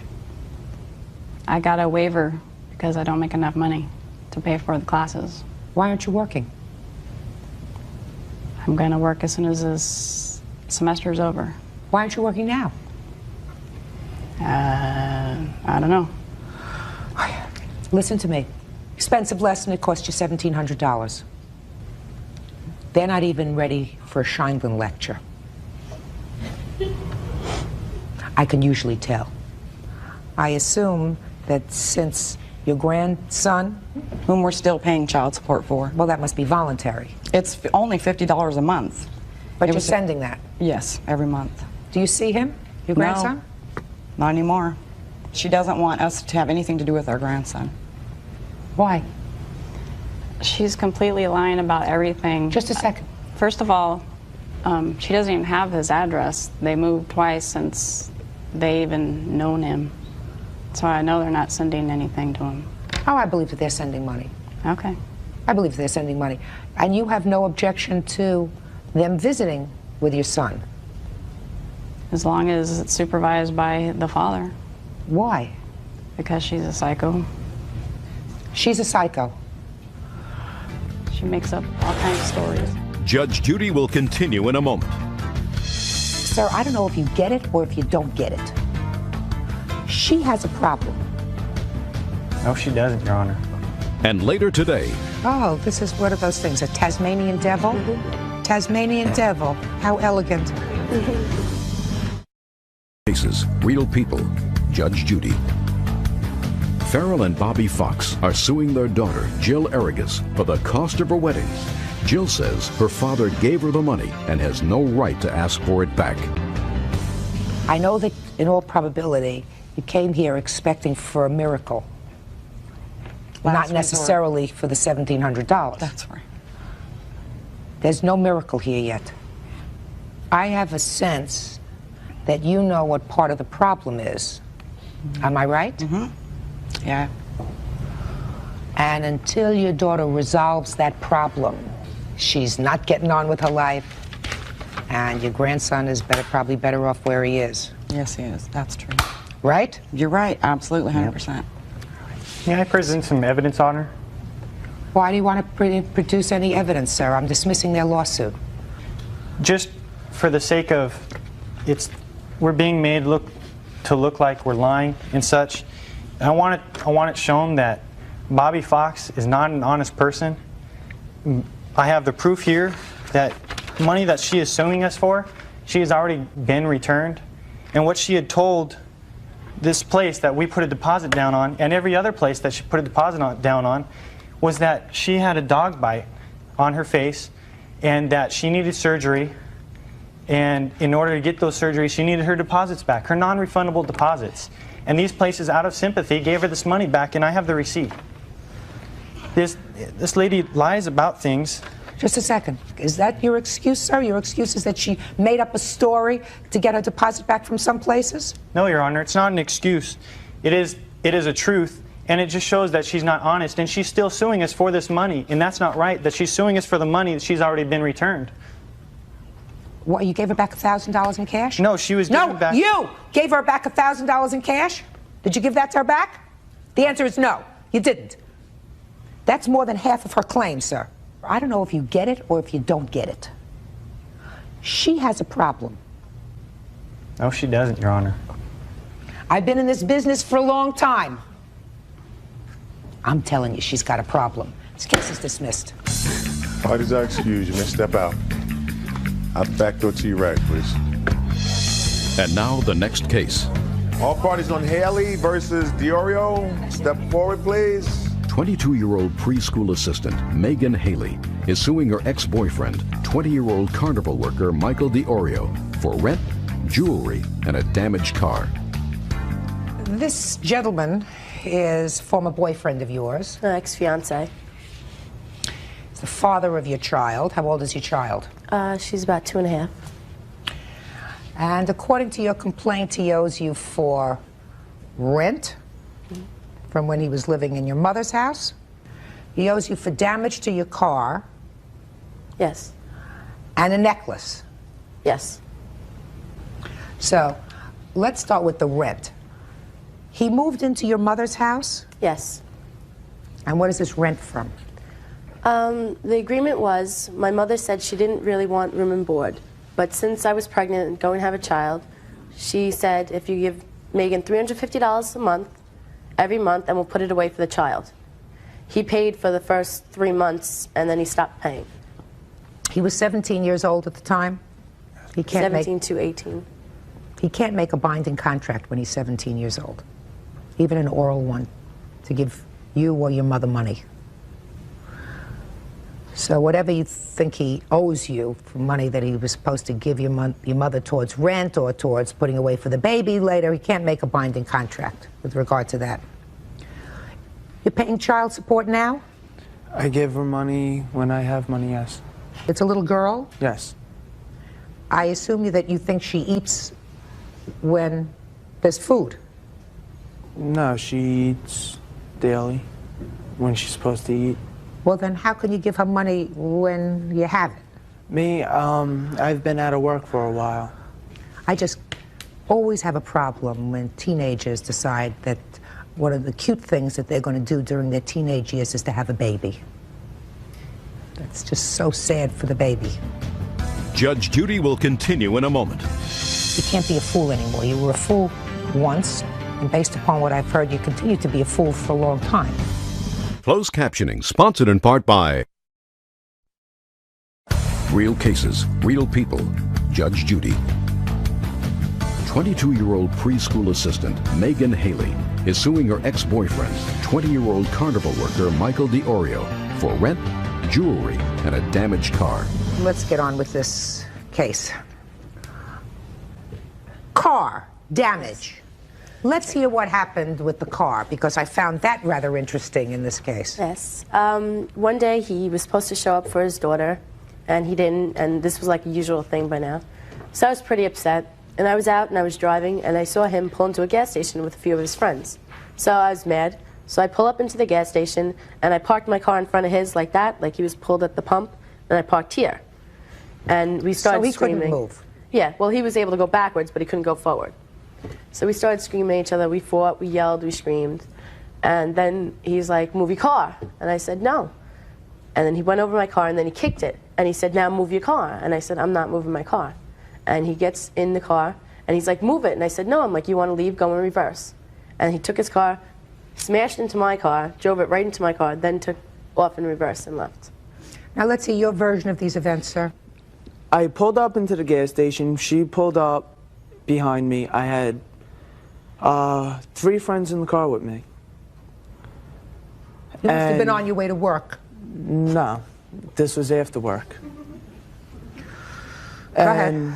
We were hanging out. I stopped, get gas. She told me that she's pregnant. I didn't believe it because her and my brother's ex-girlfriend always came up with this story about if they broke up and they found us with another girl, they'd always say that they were pregnant. So I didn't believe it at first. Could you please tell me what happened with the car? I did hit her car. You hit her car? I hit her car. All right. Why did you hit her car? Because you were angry? Yes. She was I could not go in reverse. My door was open. Let me see the bill. What kind of car did you have? 94 Cavalier. No, don't ask her. What are you asking her for? Kind of car I had? You. Oh, 78 Ford Fairmont. And you? I had a 94 Cavalier.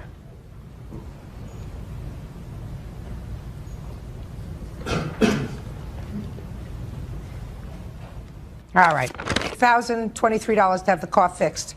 Necklace is next and last, thank God. Yes. Well, I bought him a necklace and charm. The charm was a loaner. I let him borrow that, and he never gave that back to me. That he was supposed to give back to me. That's $100. The necklace I had bought for him when we were together. And then when we had broken up, he gave it to one of his girlfriends. And I didn't appreciate that. And I wanted it back. And I said, you know, at least get it back from her. You keep it. It was for you. So we got it back. Then we got into another fight, and he gave it to another one of his girlfriends. And then they broke up, and this girl had it for 2 months. And I said, well, I kept asking him to get it back, you know. And he said he wasn't getting it back. And I said, all right, then I'm going to get it back, and I'm going to keep it. And then as soon as I was going to get it, then he went and got it. And then he got another girlfriend and gave it to her. And he kept saying he was going to get it back. And then plus, with this last girlfriend, he also gave her my charm that I lent him. What about this loaned charm, sir? No, she did give it to me. Tell me about it. One night, me and her were hanging out. This was one of the very few times that we were not fighting. And she told me that first she was buying me a necklace and charm that had my name on it. But then we got into a fight and she got the charm changed to her name. Then when we started getting along again, she went out and got me the attached charm. She bought the charm for me. We got into a fight. She didn't give it to me. We made up, and I saw it.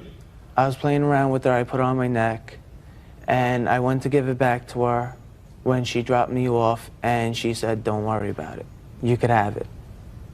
Could I No, see I the didn't charm? say that. I didn't Could say I you see could the have charm? it. The necklace is yours, sir. The necklace No, she gave I you was told a him gift. he could wear it. The necklace she gave you was a gift. You can't get a gift back, madam, even if he gives it to other girlfriends.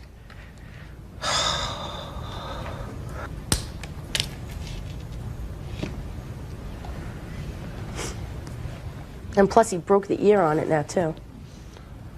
Oh, this is one of those things, a Tasmanian devil? Tasmanian devil. How elegant. Give this back to him. I think you should keep it. You owe her $1,023, sir, to fix her car. She acted like a fool in blocking you.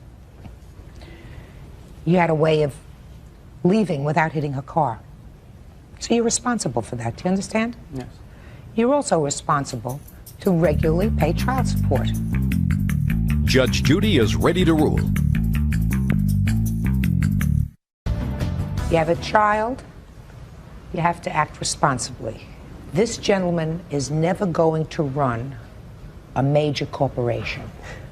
Do you understand? You can't be a fool anymore. You were a fool once, and based upon what I've heard, you continue to be a fool for a long time. Socially, anyway. But you have a responsibility. You better grow up. You made a baby, that doesn't make you a parent. A parent is responsible. Hanging out with your friends is not something that a father does. A father who's not spending time with the child and who's not earning a hell of a lot gets a job doing whatever they can instead of hanging out with their friends so they can take care of their child, and if not, sending the money directly to her. All of it. You open up a bank account and you start putting money away so that your child grow up speaking appropriate English by going to school and being educated and hopefully have a future. Does that sound logical to you? Yes. Do it! That's all. Parties are excused. You may step out. Out the back door to your right. Judge Judy will continue in a moment. And on the next Judge Parties on Thorne versus Mazza. Step forward, please. Writer Ann Throne says her personal injury lawyer, Steve Mazza, kept most of her $12,000 settlement, paying her less than $2,000. Order. All rise. All rise, please. Judges number 49 on the calendar in the matter of Thorne versus Mazza. Parties have been sworn in, Judge. You may be seated. Have seats, please. All right, very briefly, Mrs. Thorne, you injured your back and you consulted with the defendant who is an attorney with regard to suing whoever hurt you. You'll tell me about that in a minute. According to your complaint, you signed a retainer agreement with him. The matter was ultimately settled for $12,000. Yes, Your Honor. And you got less than $2,000. Yes, Your Honor. Out of the $12,000 settlement. That's right. So first tell me, how did you injure your back? The manager of our building shot a bullet through my bedroom wall. And I had just bent over to put some sewing things away, and there was an explosion over my head. And I went like this. I didn't know where it was coming from and fell into the closet door and hurt my back and shoulder. You were lucky you weren't killed. Yeah, I traced it one time. It would have gone right through my throat. So you were lucky. So I was lucky. Okay. Wasn't my time. And then, how did you find the defendant? Through a friend. He was recommended to me through a friend. And I went there with my son to ask him if I had a case. And he said, yes, I did. So I said, how much do you think the case would settle for? And he said, $12,000, $13,000. So I said, I would get that. He said, no, you would get $5,000 or $6,000. So based on that, I signed an agreement with him, which he never signed. My signature's on here. He never signed it. He told me to go to Citizens Medical Group. I went there and... Did you have your own doctor? No, I didn't. You didn't have a doctor? No. Did he ask you whether you had a doctor?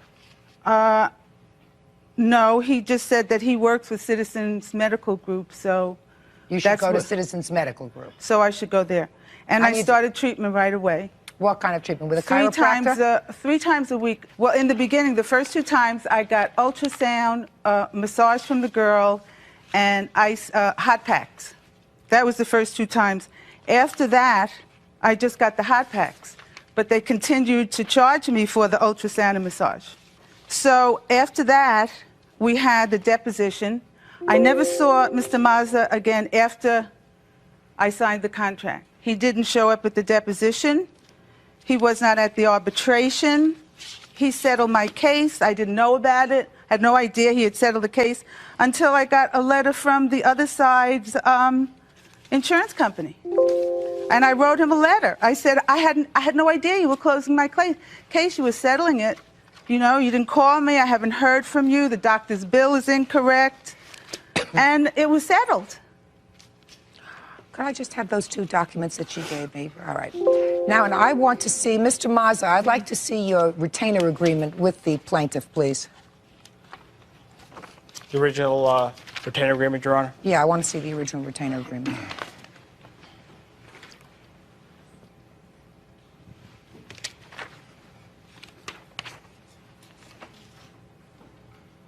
When did you receive yours? I got it the same day. He made a copy and handed it to me. Is there any reason, Mr. Mazza, why you didn't give her a fully executed copy of a retainer agreement? I believe I did. No, you didn't. You only gave her one with her signature on it. I see what the court is holding, Your Honor, but I do believe that she did, in fact, get an executed copy. My son was with me. Did he sign the copy, or did he give me with that? Just a second. I want to read this over.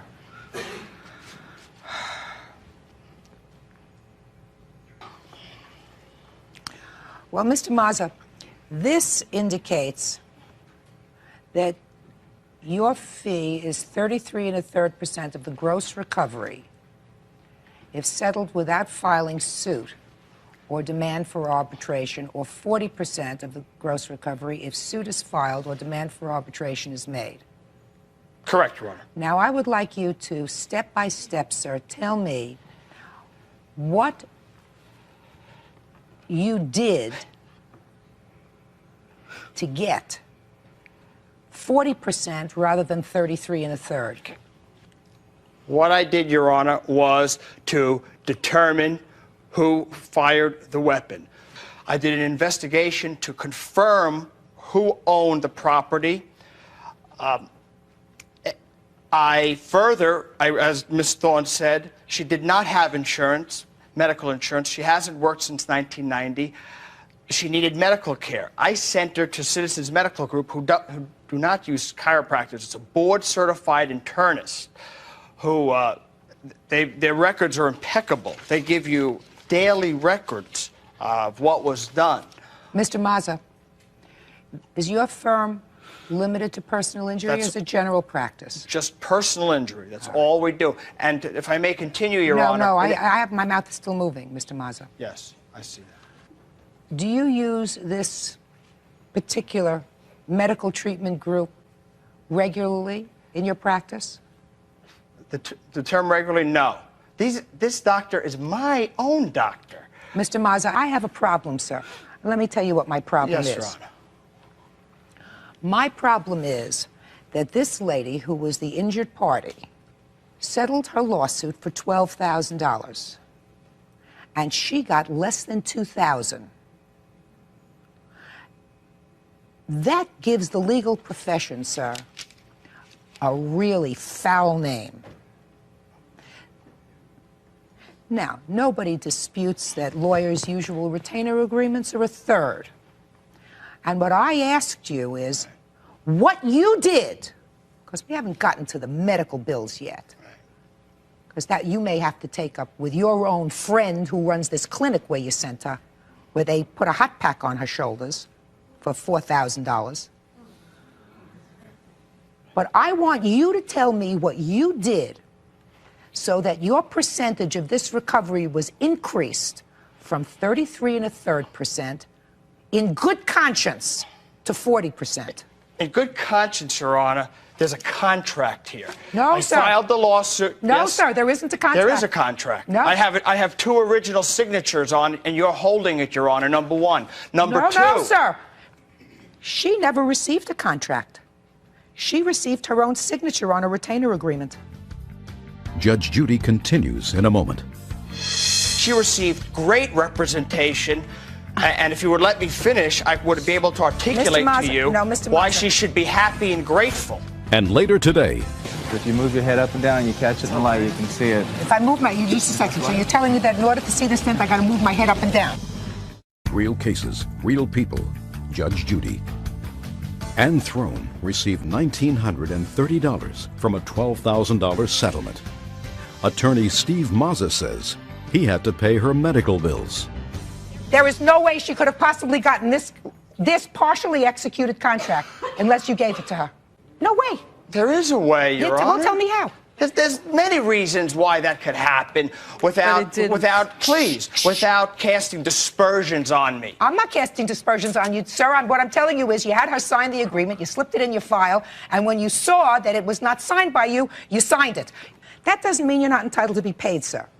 You are entitled to be paid for your work. What I'm taking issue with is that you settled this case for $12,000, and she got $1,900. You won't let me answer the question, Your Honor. So then answer the question. Tell me what you did that you feel warranted an increase from 1/3 to 40% of the recovery. That's first. That was my question at the beginning. I litigated this case and prepared it for a jury trial. You did not We try it. arbitrated this case. Were you there? No, a lawyer from Just a minute. Were you present during the arbitration? No, a lawyer from my office was. He wasn't from your office. Yes, he was. When was the arbitration in this case?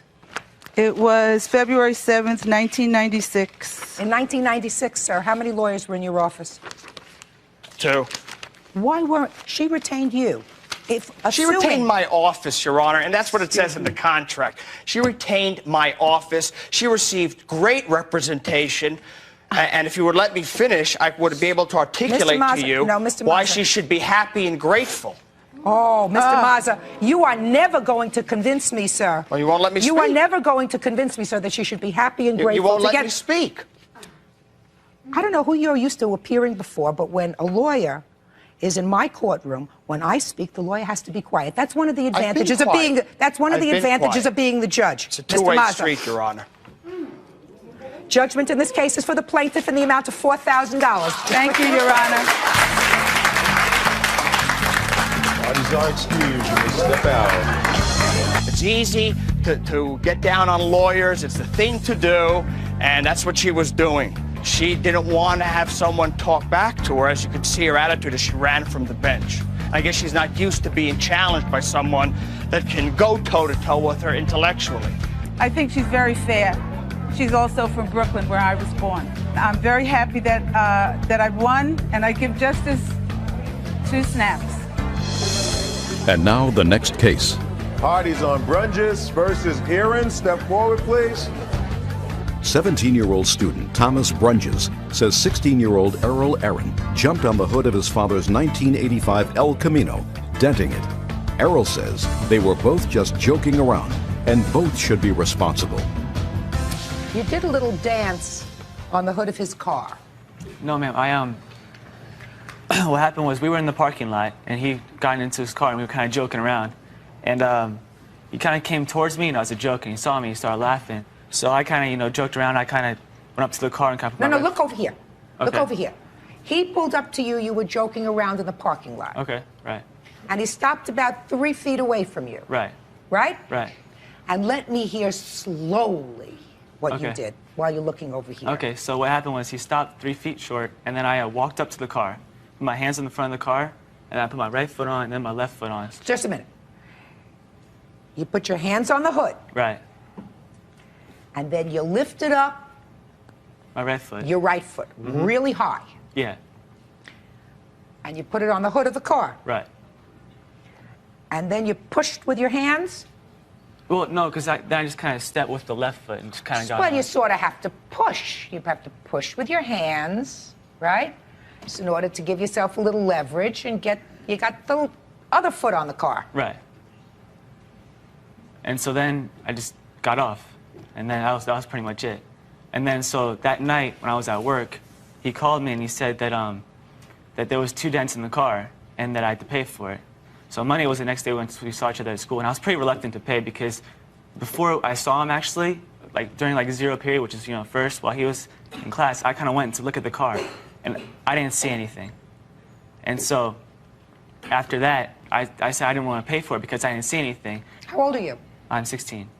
Okay. And so later on, I asked him, it's not going to be over $250, is it? Because I have to work, I'm going to probably have to pay for it. And he said, no, it wouldn't be. And so like 2 or 3 days later, his dad got the estimate, one for $587, one for like $525, and then he said that his friend could do it for $400 or $450. So you just thought that the estimates were too high. Right. You tell me about this event in the parking lot. The 2 of you were in the parking lot. You get into your car. Yes, I was going down to the gym and I made a left in front of the administrative office, and he was walking across. And I pulled up and stopped in front of him, and I think he was more showing off to his friend Ted, because he was in this truck parked. I was like, my car was here and he was here, and he looked back at his friend Ted in the car. How close did you come to him? I say I was 3 to 5 feet, no less than 3 by far. I was plenty of room. Judge Judy continues in a moment. I mean, I saw that all the time. Do you know what I'm talking about, Bird? You know, they take that little plunger, right? Come on, give me a break. Real cases, real people. Judge Judy. 17-year-old student Thomas Brunges says 16-year-old Errol Aaron jumped on the hood of his father's 1985 El Camino, denting it. Errol says they were both just joking around. Now, you have pictures of the damage to this car? Actually, we brought the car so you could look at Do you have photographs? No, we don't. Let me take a look at the estimates that you got. Whose car is this? Is this your car? It's my dad's, but I drive it. So let me understand this. What's the whole issue? The whole issue is you feel as if you should be responsible, but that the estimates were too high? Well, half is responsible because if he didn't come toward me, I wasn't going to go and jump on the car. I mean, that's the whole thing. But we were just joking around. He kind of came. I wasn't joking around. Just a second. And he kind of came towards me, and then, you know, he was laughing, so was I, and just kind of happened. If he came towards you in the car and stopped, and he was 3 feet away from you, show me with your hands how far away he was. 3 feet. About that much. That far away. So he was joking around. You walk around the car and case over, right? Then you're not here. You don't jump up on the hood of his car. He's not responsible. You are. It was bad judgment.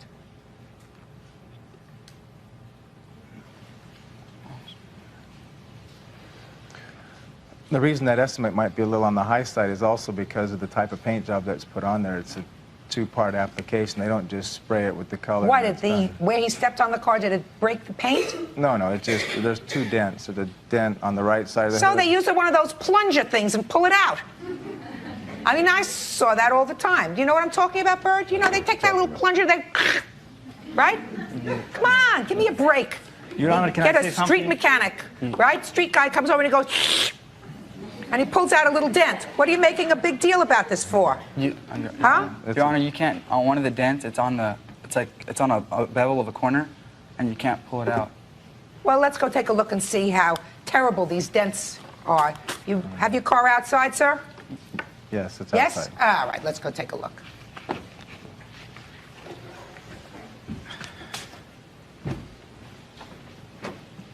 We're doing the judge. I think he's going on.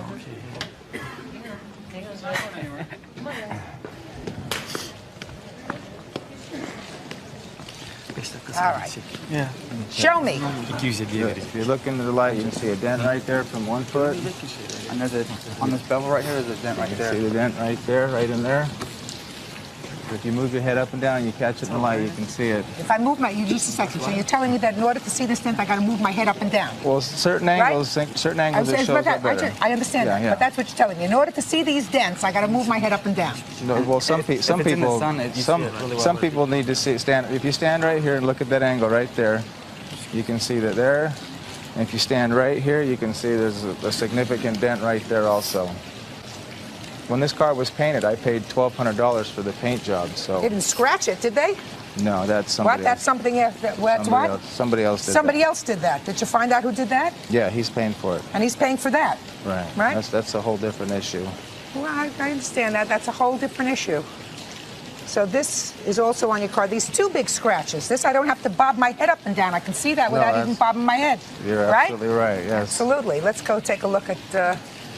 If you stand right here, Just a second. I got another question for you. Okay. See over here? See the scratch that goes about Right. 24 inches? Right. He didn't do that, did he? No, that was... Somebody else is going to pay for that, too? Yes. We are. Well, no, excuse me. This goes the whole length of this car. Right. I was at the... Whole length of this car, right? Right.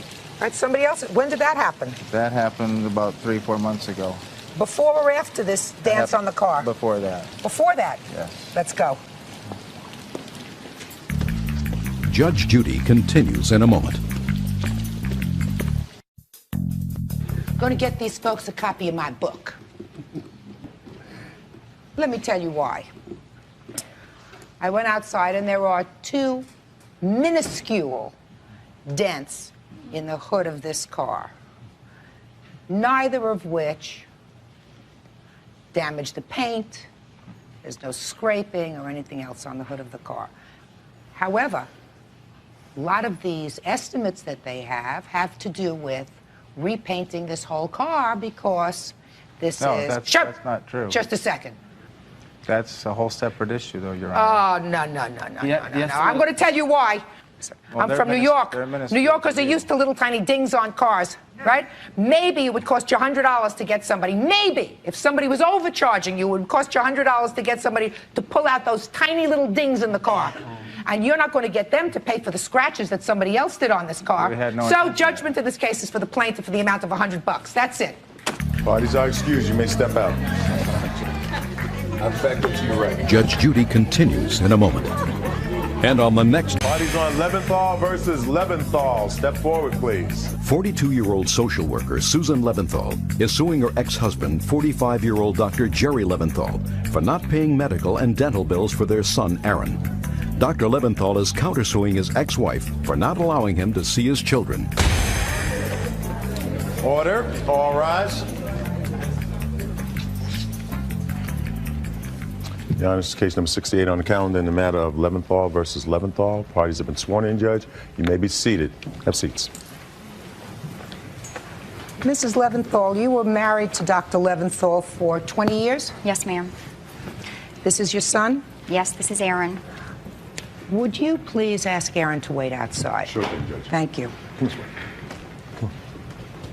I never think it's a good idea, Mrs. Leventhal, to have children in a courtroom, especially when their parents are bickering. They should not be involved in this action at all. You have 2 children. Yes, ma'am.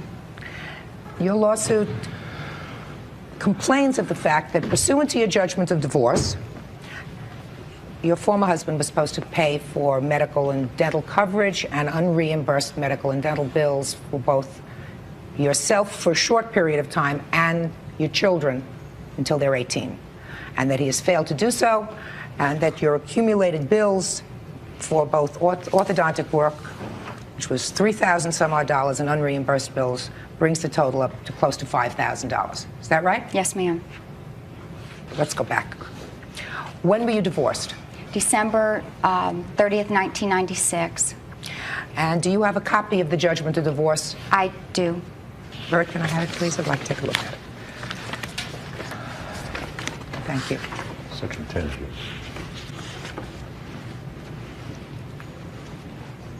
Okay. So, Dr. Leventhal, you do not deny that this states, husbands shall provide health insurance for the benefit of the minor children. Have you maintained that health insurance, sir, up until today's date? I have, Your Honor. And have you maintained health insurance for your former wife? You're required to do that for 3 years. I have procured quotes from 3 different insurance agencies and have notified her attorney that she has to make application and get physical examination. And Dr. Leventhal, the answer is you have not. Yes, ma'am, I have, but it's up to Mrs. Leventhal now in order to get a physical exam and make an application. Listen to me. Listen to me. Don't try to fool Mother Nature. It's a very bad thing, sir. So the answer is you have not complied with the terms of this with regard to her. My family had health insurance when I was terminated from my original position in Orlando as part of my termination package, which Ms. Leventhal was essentially responsible for, okay? She continued to use cards from the previous insurer to acquire medical care. No. Let's stop dancing around. Right now, there is no coverage for your wife. Is that right? Because she has not gotten a physical examination. No, you said or to an me, come application. on, Dr. Leventhal. Your Honor, I want to get to the point, sir. You say that you've gotten quotes.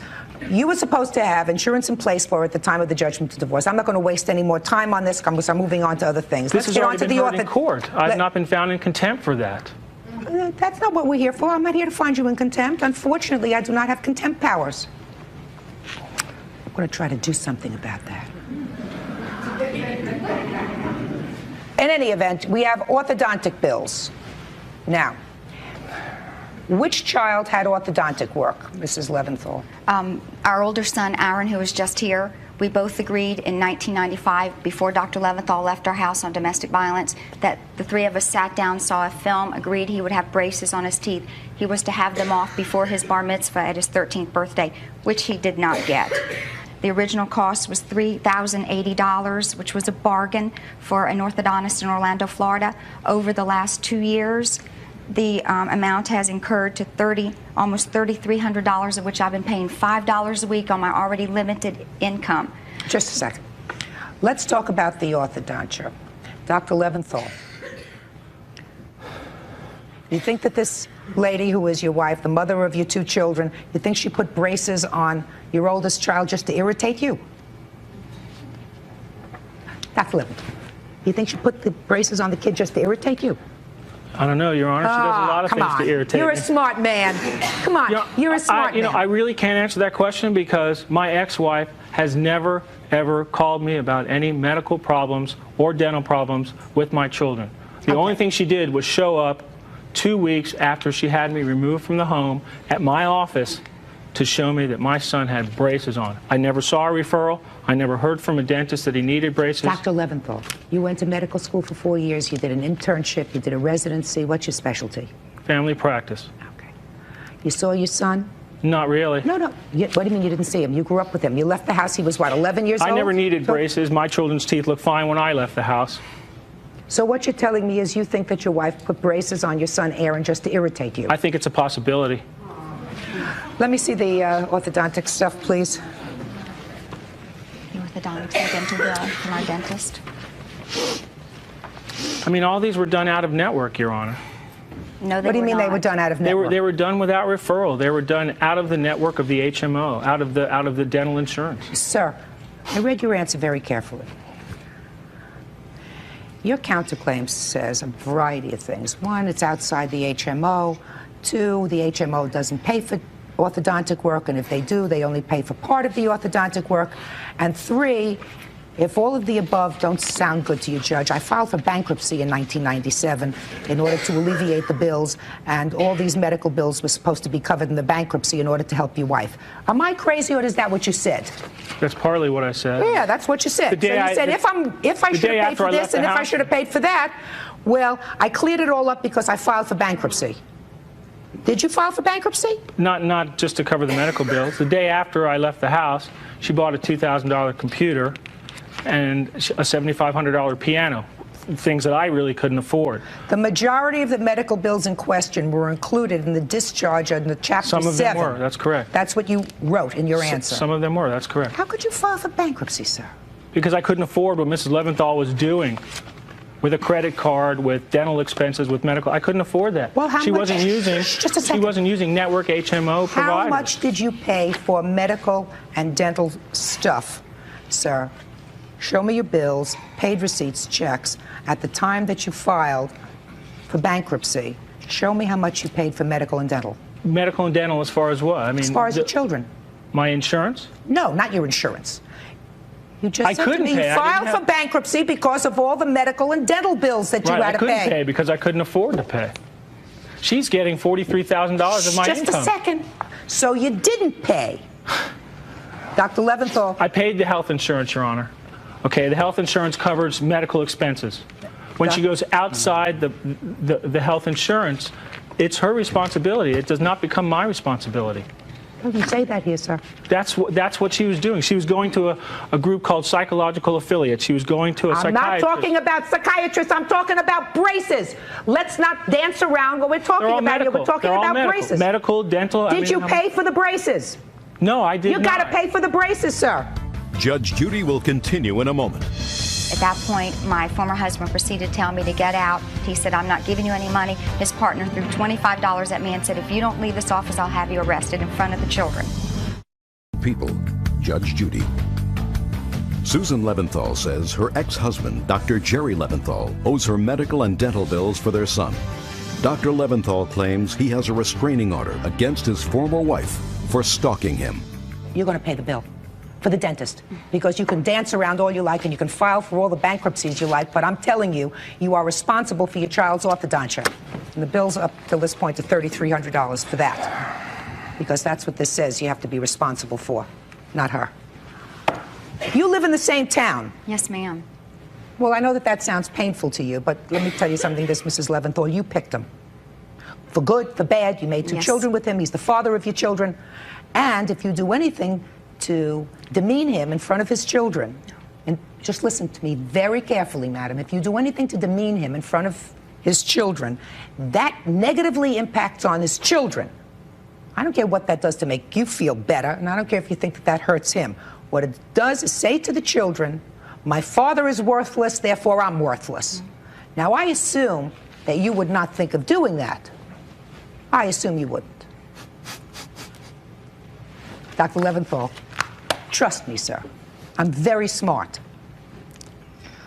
Why did your son go to his office 2 weeks after you separated? Your Honor, we had discussed having the braces put on. As I said, as a family, we saw the video. I heard that already. I'm not interested in the video. My question is a specific one, Mrs. Leventhal. Why did your son go to your husband's office 2 weeks after you separated? We were separated, and my older son wanted his dad to see the braces on his teeth.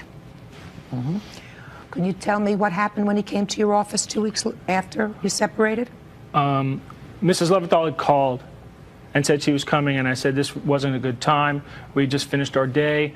It was during the Christmas season. We had planned on having the office Christmas party at that time, and I didn't think it was a good time. We were on totally opposite sides of town at rush hour traffic, and... What happened when he got there? She started walking through the office, screaming up and down the halls, making a scene in front of my... Saying what? Your child needed braces, you have to pay for it, this is what your son's going to be in for the next 18 months, and, you know, you're going to pay for it. Okay, so that's what the visit was to your office 2 weeks later. If you want to call it a visit, yes. Now, Mrs. Leventhal, do you want to tell me what happened at that visit to the office? Yes, ma'am. We called my husband at the time to let him know that he had just had his braces put on, and the son wanted to see him. We had been separated for 2 weeks since he had been removed from our house on domestic violence. You already said that 4 times. You think I didn't hear you the first time? I said it twice. So we went. He saw his son at that... Just a second. Step by step, what happened? I did not make a scene. I came in. My former husband was in the kitchen of the office. He had a partner there. Both of my sons were present. They wanted to see their father. They showed their dad their braces. At that point, my former husband proceeded to tell me to get out. His partner told me to get out. I said, I haven't seen you. You haven't provided any money for us for spending since we're separated. He said, I'm not giving you any money. His partner threw $25 at me and said, if you don't leave this office, I'll have you arrested in front of the children. Mrs. Leventhal, why did you feel as if it was necessary to take your 2 sons to his office to ask for money? Because he was not providing any money when he left the house. I think that you should absolutely have sought money. My question to you, madam, is why did you take your 2 sons with you when you went to his office to ask him for money? Well, I did not take him there specifically to ask him for money. As I said, my sons wanted to see their father, and Aaron had just had braces put on. I'll tell you like I told your husband. Stupid isn't written here. I've been in this business a very long time. Caring parents who have just suffered a separation, especially, as you told me, at least twice, because of domestic violence, do not involve their children by taking them to a business and saying, I need money, with the children there. That is not what a caring parent does. That's what an angry parent might do. But that's not what a caring parent does. You were wrong. Do you understand that you were wrong? I understand what you're saying, Your Honor, but I did not take them there to make a scene. I did not take them there to ask for money, and I hope then that you shouldn't have asked for money. If you took them there merely to see their father, because that's what they wanted to do, your boys weren't babies. You sit in the car, you let your 2 boys go in and see their father, show them their braces, and come out. So you made a big mistake. Your Honor, my children have lived through this, and they have learned to heal and learn how to adapt through habitual intemperance. We have an order that stands in Florida, Seminole County, that the children are to be heard. Now, I don't take my children in frivolously just to hear of the things that his father and I have to go through. And I am a caring parent. What in the world, what kind of gobbledygook did you just tell me? Judge Judy will continue in a moment. You haven't seen your kids in a while? That's a shame. He choked them. Closed captioning, sponsored in part by Real Cases, Real People, Judge Judy. Susan Leventhal wants her ex-husband, Dr. Jerry Leventhal, to pay her for her son's medical and dental bills. Dr. Leventhal wants his former wife to stop stalking him and let him see his children. What kind of gobbledygook did you just tell me? The children have to be heard where? Where? In the court. We're not talking about the children being heard in court, madam. I absolutely believe that children should be heard in court if there is an issue. That's why children are appointed law guardians or guardians ad litem, so that the children can be represented. Your Honor, we do have a guardian ad litem, Listen, and this is just a a minute. recommendation. Do I look like I need help? I haven't finished with you on the money yet, sir. I'll get back to you on the money. This is about emotions and about money. You don't want to pay the money. I never said I didn't want to pay the money. That's clear. Listen, you don't want to pay the money. I can assure you that the other people that you discharged their debts in bankruptcy when you filed Chapter 7, sir, are not thrilled with you. Because I guarantee you, as a doctor, there will be a time in a year, 2 years, 5 years, when you'll be making a lot of money. And if you wanted to be an honorable person, what you do is you say to these other creditors, look, I have a business where I'm going to make a couple $100,000 a year. Give me 5 years or so. Give me 3 years, and I'm going to pay you off as best I can. Instead, you took the easy way out. You filed for Chapter 7, so you discharged a lot of your debts in bankruptcy. Don't shake your head. No, because that's what you did. I discharged debts that she rung up. Just a second. A month after I got my position. Oh, please. Dr. Leventhal, she may have good reason to be irritated with you, and I don't care what her reasons are to be irritated with you. What I'm hearing, madam, is emotionally, you're not doing the right thing for your kids. From bringing them to court, to sending them to his office with you. Please, Mrs. Leventhal, I've been involved in family court for 26 years. You think that this story is one that I've just heard once? Let's get going. Now, Mrs. Leventhal, does your former husband have a restraining order against you? Yes, ma'am. Okay, when was that restraining order issued? July the 1st, 1997. And it was issued by a judge? Yes. Did you have a trial on it? No, ma'am. Did you have a lawyer representing you? I did, and we objected without any testimony, without any evidence, and I had an restraint. Can I see the final order, please? May I help him? I put his papers together. I know it's somewhere in here. Your Honor. Is that the final order? No, this is a motion to ask. I'm not asking for your motion. I'm asking for an order. And if an order hasn't been overturned, and I assume it has not, we are going back to court tomorrow. the answer is regarding no, that. it has not. So it is in full force and effect, and it was issued a while ago. July 1st, 1997. That's right.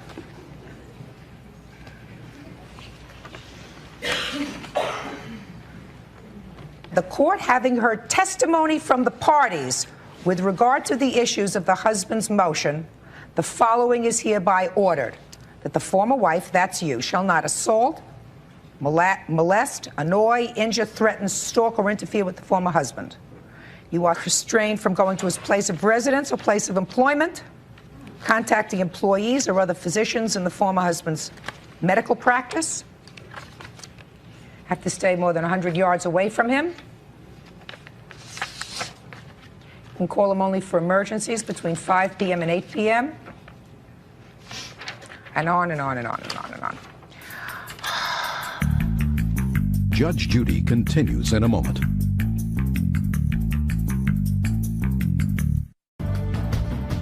Did you take your 2 children to his bankruptcy hearing? Did you take your 2 children to his bankruptcy hearing? No, I took them to court, but I did not take them into a bankruptcy hearing. No, ma'am. Why did you take them to court? Because he filed out of Orlando, Florida. I had to be present as a creditor all the way in Jacksonville, Florida. I had no one to take care of my children. My children were not present in a bankruptcy hearing. You took your children to court. Your Honor, children in America watch court every day. Oh, Mrs. Showing no disrespect. Mrs. Leventhal, I mean, I'm reading these things, and certain of them are pretty standard. But what I'm talking about is the children. I'm talking about demeaning their father. And you say you don't do that. No, ma'am. Dr. Leventhal, let me tell you this, sir. Listen to me carefully. Yes, ma'am. Listen to me carefully. All you have to do is pay the money. You haven't seen your kids in a while? July 12th was the last time I saw them, Your Honor. That's a shame. You choked them. The conclusion of the case between Susan Leventhal and her ex-husband, Dr. Jerry Leventhal, will continue tomorrow on Judge Judy. Parties on Melroy versus Kelly. Step forward, please. 21-year-old legal secretary Jessica Melroy wants 24-year-old escort service rep Heather Kelly to pay her for babysitting. Order. All rise.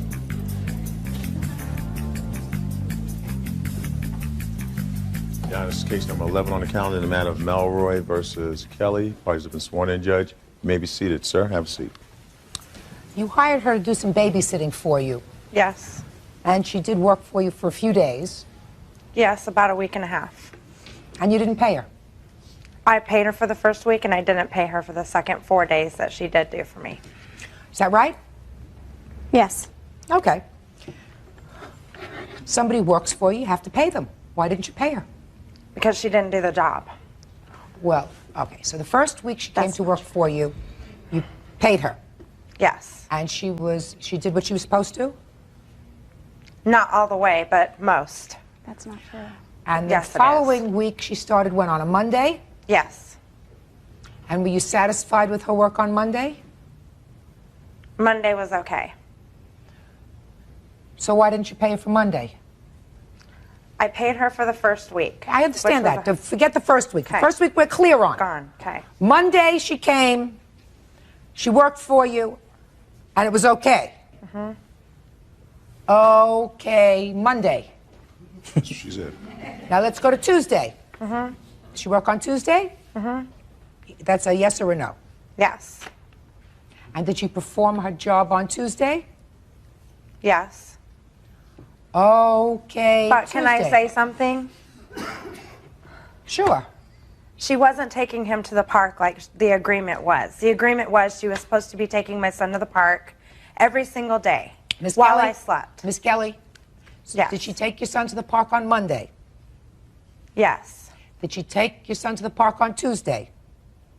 I think so. Good. Okay, Monday, okay, Tuesday. Let's go to Wednesday. Did she work on Wednesday? Yes. And was she okay on Wednesday? No. What happened on Wednesday? She didn't take him to the park. Did you fire her on Wednesday? No, I didn't fire her at all. When she came back to work on Thursday, Mm-hmm. did you tell her she was no longer in your employ because she wasn't doing No. her job? She worked on Thursday. And Just she a did. second. Okay. So you did, in fact, have her work on Thursday. Mm-hmm. Okay, Wednesday. And she worked on Thursday. Mm-hmm. Yes, a yes. Yes. Okay, Thursday. Why didn't you pay her? She didn't take him to the park. That's not an excuse. That's what I paid her for. Just a second. Then if she wasn't taking your son to the park, madam, then what you do is you say, you are not doing what you're supposed to be doing. I am letting you go, and I will pay you for the days that you worked, but I'm not paying you for any other time. But you can't have her work for you Monday, Tuesday, Wednesday, and Thursday, and then say, I don't like what you did, so therefore I'm not paying you. Now, what was the payment arrangement? How much were you supposed to be making? I was supposed to be getting $100 a week. For how many days? For Monday through Friday, No. and it was 8 a.m. to 1 p.m. How much were you paid the first week that you worked? $100. Did you pay her $100 the first week? Yes, and she didn't do her job the right way the first week either. Then you let her go, madam. Don't you understand that, Miss Kelly? If she's not doing her job, especially taking care of your children, you fire her. I thought I would give her a chance. I needed a babysitter. I had to sleep at night. Well, that's not her In fault. the She's morning, not related to whatever. you by blood, so she worked 4 days the second week. Is that correct? Yes. Did you go into work on Friday? No. Why not? Because she called me on Thursday night and told me that her friend was taking her son for the day. Okay. And you said you wanted to get paid. And yes, and she said that I could come and get my pay on Friday, that I was only going to be getting like $80. And then I confronted her about the making $100 a week on our agreement, and she said, well, since you're not paying, or since you're not working on Friday, then I'm not going to pay you for Friday. Okay, I got it. I got the whole story. Now, you say that you also don't feel as if you should pay her because her boyfriend kicked your door. Her husband, yes. Her husband kicked your door when they came for the money? But she Yes. came Thursday night. The agreement was for her to come on Friday. I don't care. Okay. That has really nothing That's to do with fine. this. The husband kicked your door. Did he damage your door? Yes, and I have pictures of it. Good. Sue him. Sue him for That's damaging your door. Meanwhile, you have to pay her $100. Judgment in this case is for the plaintiff for $100. That's all. Parties are excused. You may step out. And now the next case. Parties on Gardner versus Ivy. Step forward, please. 27-year-old business owner, Catherine Gardner, says 38-year-old Daniel Ivy stole her car and trashed it. Daniel says he abandoned the car because he was under the influence of drugs. Some convoluted story about how he stole your car and trashed it. He says he did no such thing. You want to tell me about this? How did you meet him? How did he come into possession of your car? Because quite frankly, I couldn't figure out from your complaint and from your answer what this case was all about, other than that it was about a car. Go. Dan was a friend of my fiance. This is him. You can come up. Yeah, Your Honor, me and Dan became friends several months before this incident happened. He was having trouble in the Portland area, living at one of my rental properties, and we got to know each other and become friends. And what kind of trouble was he having? Difficulties staying clean and sober. And so he's living in one of my houses with some other clean and sober people. And I actually lived in a loft that Dan owned. I was going to be moving to Bend in like a month, and he offered a really good deal on his loft. And so I was staying there, and he happened to be over in Portland. And his trustee called me, and he said, Dan needs a place to stay tonight because he's catching a bus back to Bend tomorrow. Can Dan stay there? And I felt like, this is his place, and so I said, sure, that's no problem. So Dan got there, and he was acting really funny, and he really wanted to go to the store to get laundry detergent. He just kept saying, just take me to the store, just take me to the store, and I was like, no, it's 11 o'clock, I have to go to work in the morning, I'm not going to take you to the store. And he kept on and kept on, so finally I said, here, Dan, just take my keys and go to the store and come right back. And I didn't see him for 9 days. Judge Judy continues in a moment. Do you think you should answer my question, sir? I'm not sure. What kind of business are you in? I'm a mortgage broker. Mortgage broker. Fast talker. Real cases, real people. Judge Judy. Catherine Gardner wants Daniel Ivy to pay for damages to her car and items taken from it. Daniel says she gave him the car to use, but he left it because he was under the influence. So what happened at the end of 9 days? The police found the car, and Dan went to the police station, gave him a statement, and said that he took the car. And I went to the car, and the windows were all down, the battery was dead. The car was trashed inside. I had a bunch of stuff in there. I had bags of stuff that as I was moving over to Bend, so I had bags of clothes and different things, and almost all that was gone. Stuff was strung out all over the car. There were needles in the car, bleach stains on the seat, on the door panel, the floor. Show me. The bleach stains? Show me pictures, show me reports, show me something. I just have an estimate for the damage for the bleach, but I don't have any pictures. Show me the estimate for the whole thing. We do have one of the needles, Your Honor. You can't show me a needle, sir, and tell me. You didn't find the needle in the car? It was found in the skin. You didn't find it in the car? No, Your Honor. I turned the vehicle in because there was so much engine damage to it, and I had a $700 a month lease on the vehicle, and I couldn't afford to get it fixed, so I just turned it in on my lease. So what are your damages? Well, I owe the lease company $9,000 because they weren't able to sell the vehicle for the amount that it was worth because the engine was completely destroyed. Well, they're going to fix it. I mean, you don't owe them $9,000. They have to mitigate their damages. If they fix it, though, they still have to pay that, and I still owe it. I owe for whatever the damage is to the car when I turn it in at the end of the lease. Let me see the papers on that.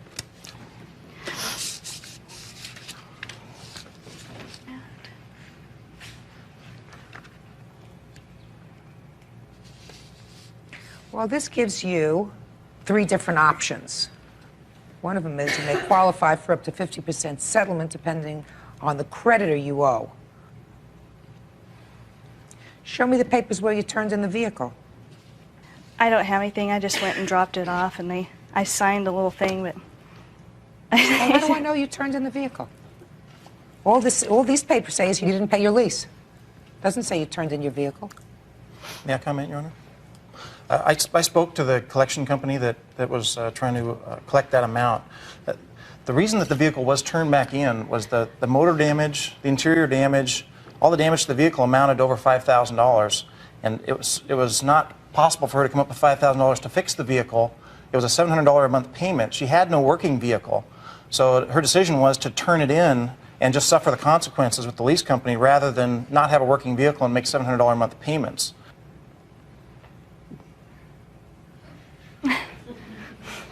Do you think you just answered my question, sir? I'm not sure. Hey, you talked a lot. What kind of business are you in? What kind of business are you in? I'm a mortgage broker. Mortgage broker. Fast talker. What I said was, where are the papers that you turned in the car? You gave me a whole song and dance. I'm not interested in why she turned in the car. I said, where are the papers that you turned in the car? So the answer is, I don't have them. Correct. Correct. Mortgage broker. You've been very quiet. Thank you.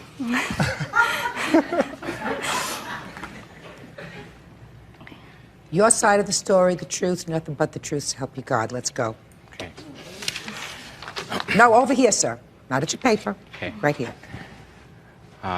Miss Gardner was staying at my loft, and after having gone out to dinner with some friends of theirs, we went back to the loft, and Kathy had asked if I would try to get a six-pack of beer somewhere, and I left on foot and didn't have my identification with me, and I came back empty-handed. Therefore, Kathy hesitated, but offered me the keys to her car, and plus $20 to satisfy myself with whatever that may be. And I said that may not be enough, whereupon she had given me another $20, and I left, telling her that I'd be back soon, only to have spent several hours down the street from my place, and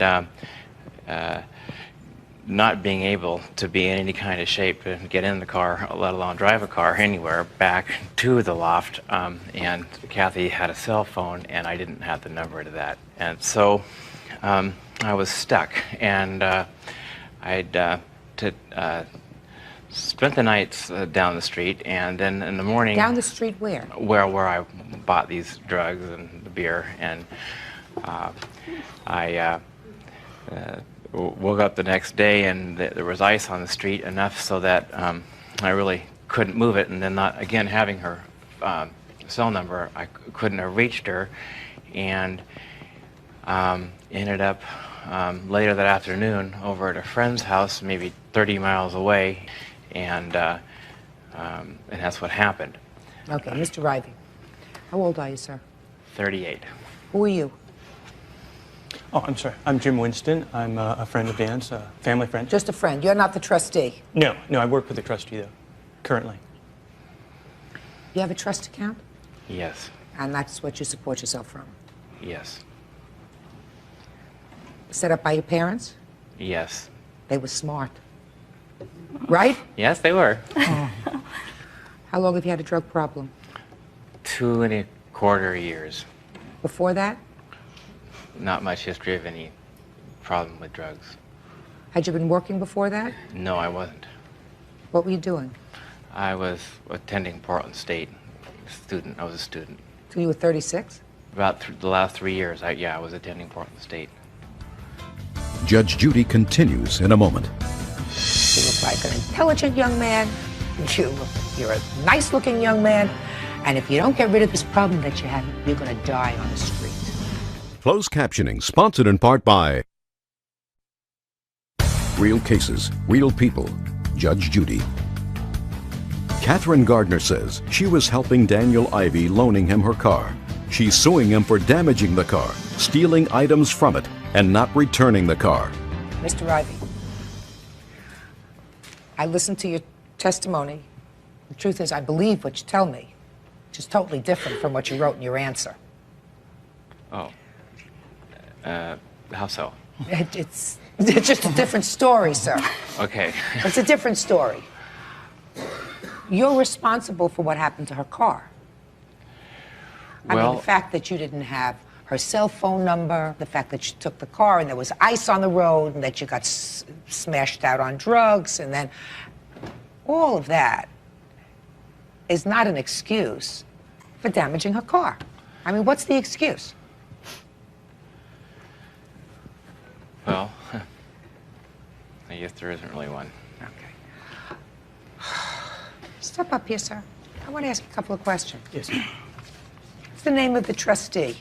William Kretzmeyer. He's an attorney in Portland, Oregon. And you work for him?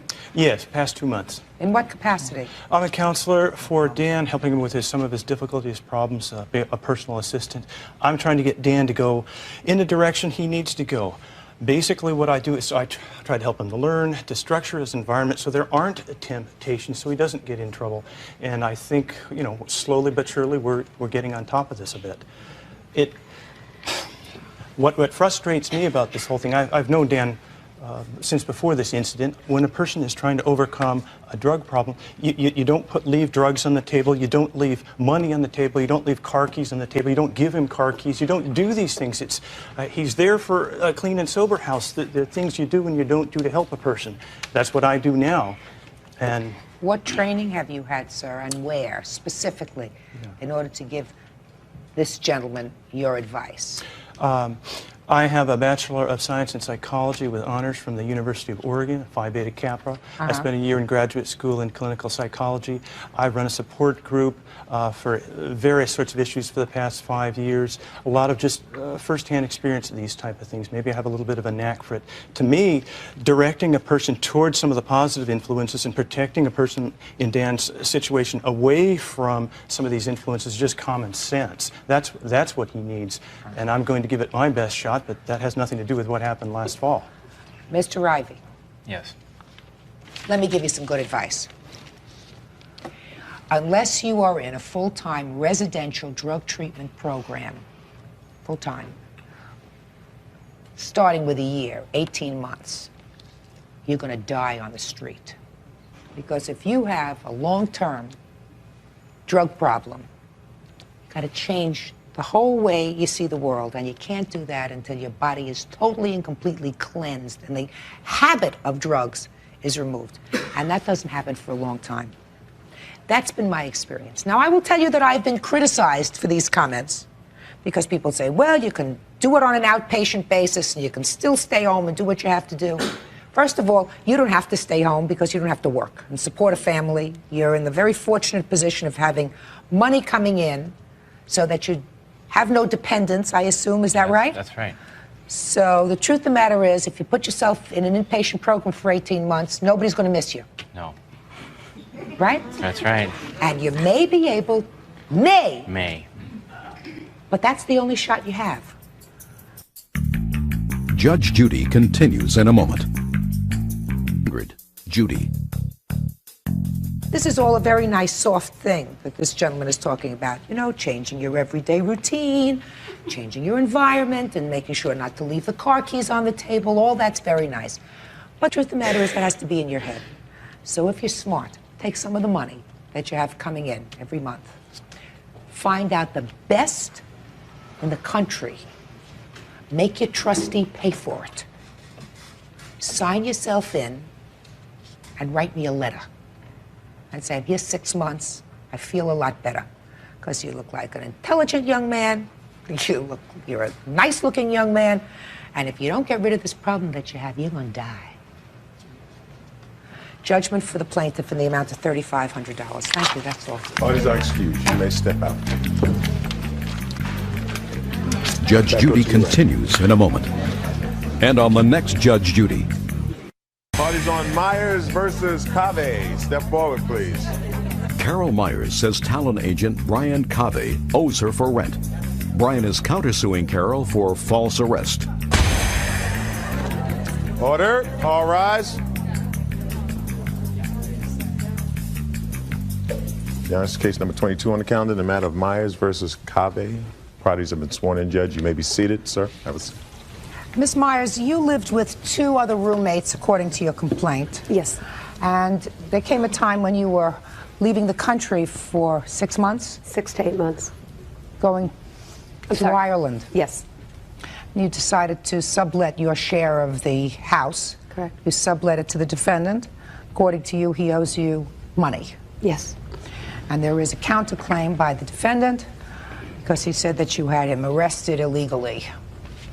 So, how much was his share of the rent? $425 plus 1/3 of the utilities. And he was supposed to be there, according to this, for 6 months, maybe 8. Correct. How many months did you actually live there, sir? I actually lived there for May, June, July, for about 4.5 months. Is that right? Yes. And how many months' rent did you pay? I paid 3 months' rent. Show me. Show you? First of all, Your Honor, for June's rent, show me. I have a tape recorded cassette of her saying on my answering machine that I paid June's rent. That we were square on June. Do you care to hear it, Your Honor? Just a second. Well, it may not be an issue. I don't know. Wait, did he pay June's rent? No. He owes you for June's rent? Full rent, yes. No, I don't. All right, sir. Let me hear the tape, please, of statement that she made that you're square on June. Brian, it's Carol. Okay, I've called my bank again. They did find a deposit, and I've gone over my statement for $120, June 27th. So we're square on June. You know, you did what you said. You still owe me the rest of June rent. There, however, was no deposit for $75 found. July, I'm trying to figure out with an arrow. Just a second. Is that what you want to be? We're square on June's We're rent? square on June's rent. No, that's not what it says, sir. Didn't you hear the rest of it? Well, Just a second. You're putting it away very fast. That's not what it says. It says that you were correct, that you did in fact make the $125 deposit. but She you is still suing have... me for full June's rent. Listen to me. Okay. That's not what you told me. You told me that she said she was square for June's rent. That's not what the tape recording said. It said the bank said that they received $125. Let's get moving with this, please. I did make subsequent payments to her bank, which she obviously cannot find. She says that Now, why don't you show me, sir? If you make payments to a bank, you have receipts. I don't. Show me. Your Honor, I'm sorry, I do not have the receipts. But I am being honest with you, and I will tell you the truth. Well, you weren't just honest with me, sir. Yes, I was. I said that she says that we're square on June's rent for $125. No, that you're just adding. $125 you're just adding to your previous statement, which said that you were square on June's rent. All right. How much does he owe you for rent? He owes me June rent, which is $425. I'm taking off $125. $425 less $125 leaves $300 for June. What else? For the balance of August rent, he made some payment to the police, so the balance was $35. She is lying, Your Honor. She has lied since the beginning. She has made my life miserable. I had to live with that one, and he totally drove me crazy. First of all, he's a crystal meth addict.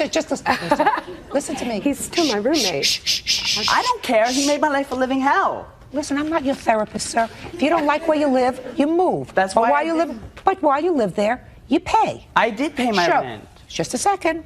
Show me. She says that I didn't owe her for July. Now she drops it. Her statements are obviously not in order. All right. $335 rent. Now, you say he took 2 rugs? The rugs. During the time I was away, I've got a lot of things in my house. I got a phone call from Mr. Bauman saying that Mr. Cave had been taking rugs from my room, from other places of the house, and leaving them over the balcony stairway. And this only came to my attention. I was 6,000 miles away because, according to Mr. Bauman, these rugs kept ending up outside. What? Just a second. Did you find your rugs when you came home? No, I did not. And do you have any proof that he took your rugs? No, all I can say is that he's moving my rugs outside. And just a second. Up. I'm sorry. Hey.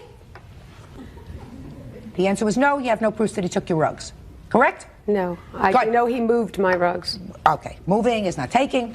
You have no proof. Now, what about the phone installation? To help Mr. Cave when he moved in. You had the phone? I had the phone superseded into his name. So the bills, he was responsible for his bills during the time I was gone. He was supposed to sign the phone back to me. Because of whatever reason, him not paying his own bill and him disappearing, he disconnected the phone. I had to pay a $100 deposit and a $30 reconnect charge to get my phone number back and wait 3 months for that. He was supposed to sign it back to me. Just a second. Did you pay your bill to the phone company when you were supposed to? Shh. Listen to my question very carefully, sir. When your phone bill came in once a month for the 3 months that you were there, did you pay your bill each month? The answer is either yes or no. Make sure I get an accurate answer. Your Honor, I did. Yes is the basic answer because I am caught up with Pac Bell now. That's not what I asked you. Do I speak English? Where do you come from? What country do you come from? The United States, Your Honor. Then New listen, York. I speak English. I said each month when your phone bill came in, did you pay it Yes. On time? Except for 1 month. So the answer is no, you did not. No, then. Right. And it is all paid now. That's not what I asked you. Okay. So you didn't pay it all on time. You did, in fact, pay the bill. I did pay the Ultimately. bill. Ultimately. Was that before or after you were arrested? It was paid off before I was arrested. What sense does that make? It does not make any sense. I mean, you want to pay your... I pay all of my bills. $130 for reconnect. 5, 6, $465. Judge Judy will continue in a moment. You had me arrested for grand theft. Look, lady, I have all of the proof. My rugs are missing. Your rugs are missing. You know, you're very good at the victim, lady. And, you know, And later today, you were still angry. Yes. So you kicked her in the face. I don't know where I kicked her at. I was just kicking everywhere. I don't know. real cases, real people. Judge Judy. Carol Myers claims talent agent Brian Cave stole her rugs and didn't pay rent. Brian claims living in her place was a nightmare. Now, you have a $1,000 countersuit against her because you say that she $1,400. Yes, Your lost Honor. wages, pain, suffering for false imprisonment. Now, did you file a police complaint? Yes, I did. Against him? Yes. For what? For the back rent due and for the bounce checks, and that there was property missing from my house when I returned. Okay. Forget rent, because I don't think that that's something that the police would arrest him for. Thank you. I think that they might arrest him for bounced checks. Now, show me where he bounced checks. I have here the August rent check that was bounced. Let me see it. And no payment for June, as I mentioned. And No, here's Madam, I'm sorry. you don't have somebody arrested because they failed to pay a rent. That's a civil matter. Bounce checks is something else, because if somebody writes a check on an account where they know they have no money to cover it, that's a crime. So the police may take action if they have nothing else. If they have nothing else to do. New York City, they tell you to go have a good lunch someplace. Shh, I'm talking. Okay, your August rent was returned for insufficient funds. Did you know that? Yes, Your Honor. Okay. And the thing about the August is that I did make a money order payable to her, and I mailed it. Obviously, she doesn't know what's going on in her account. Why did you write her a check and an account where you had insufficient funds? At the time, Your Honor, I actually have the bank statement, I think, that shows that I had enough money in the account through the whole time, but obviously something got crossed somewhere. And I made a mistake, Your Honor, yeah. Okay. Now tell me about it when you were arrested, sir. I was arrested at 7 o'clock in the morning on February the 23rd. They knocked on my door and they said, "Are you Brian Cave?" I said, "Yes." They came into my apartment and I allowed them to search the apartment. They could find nothing on those rugs. And they pulled my roommate into the kitchen and they asked him, "All we really want are the rugs."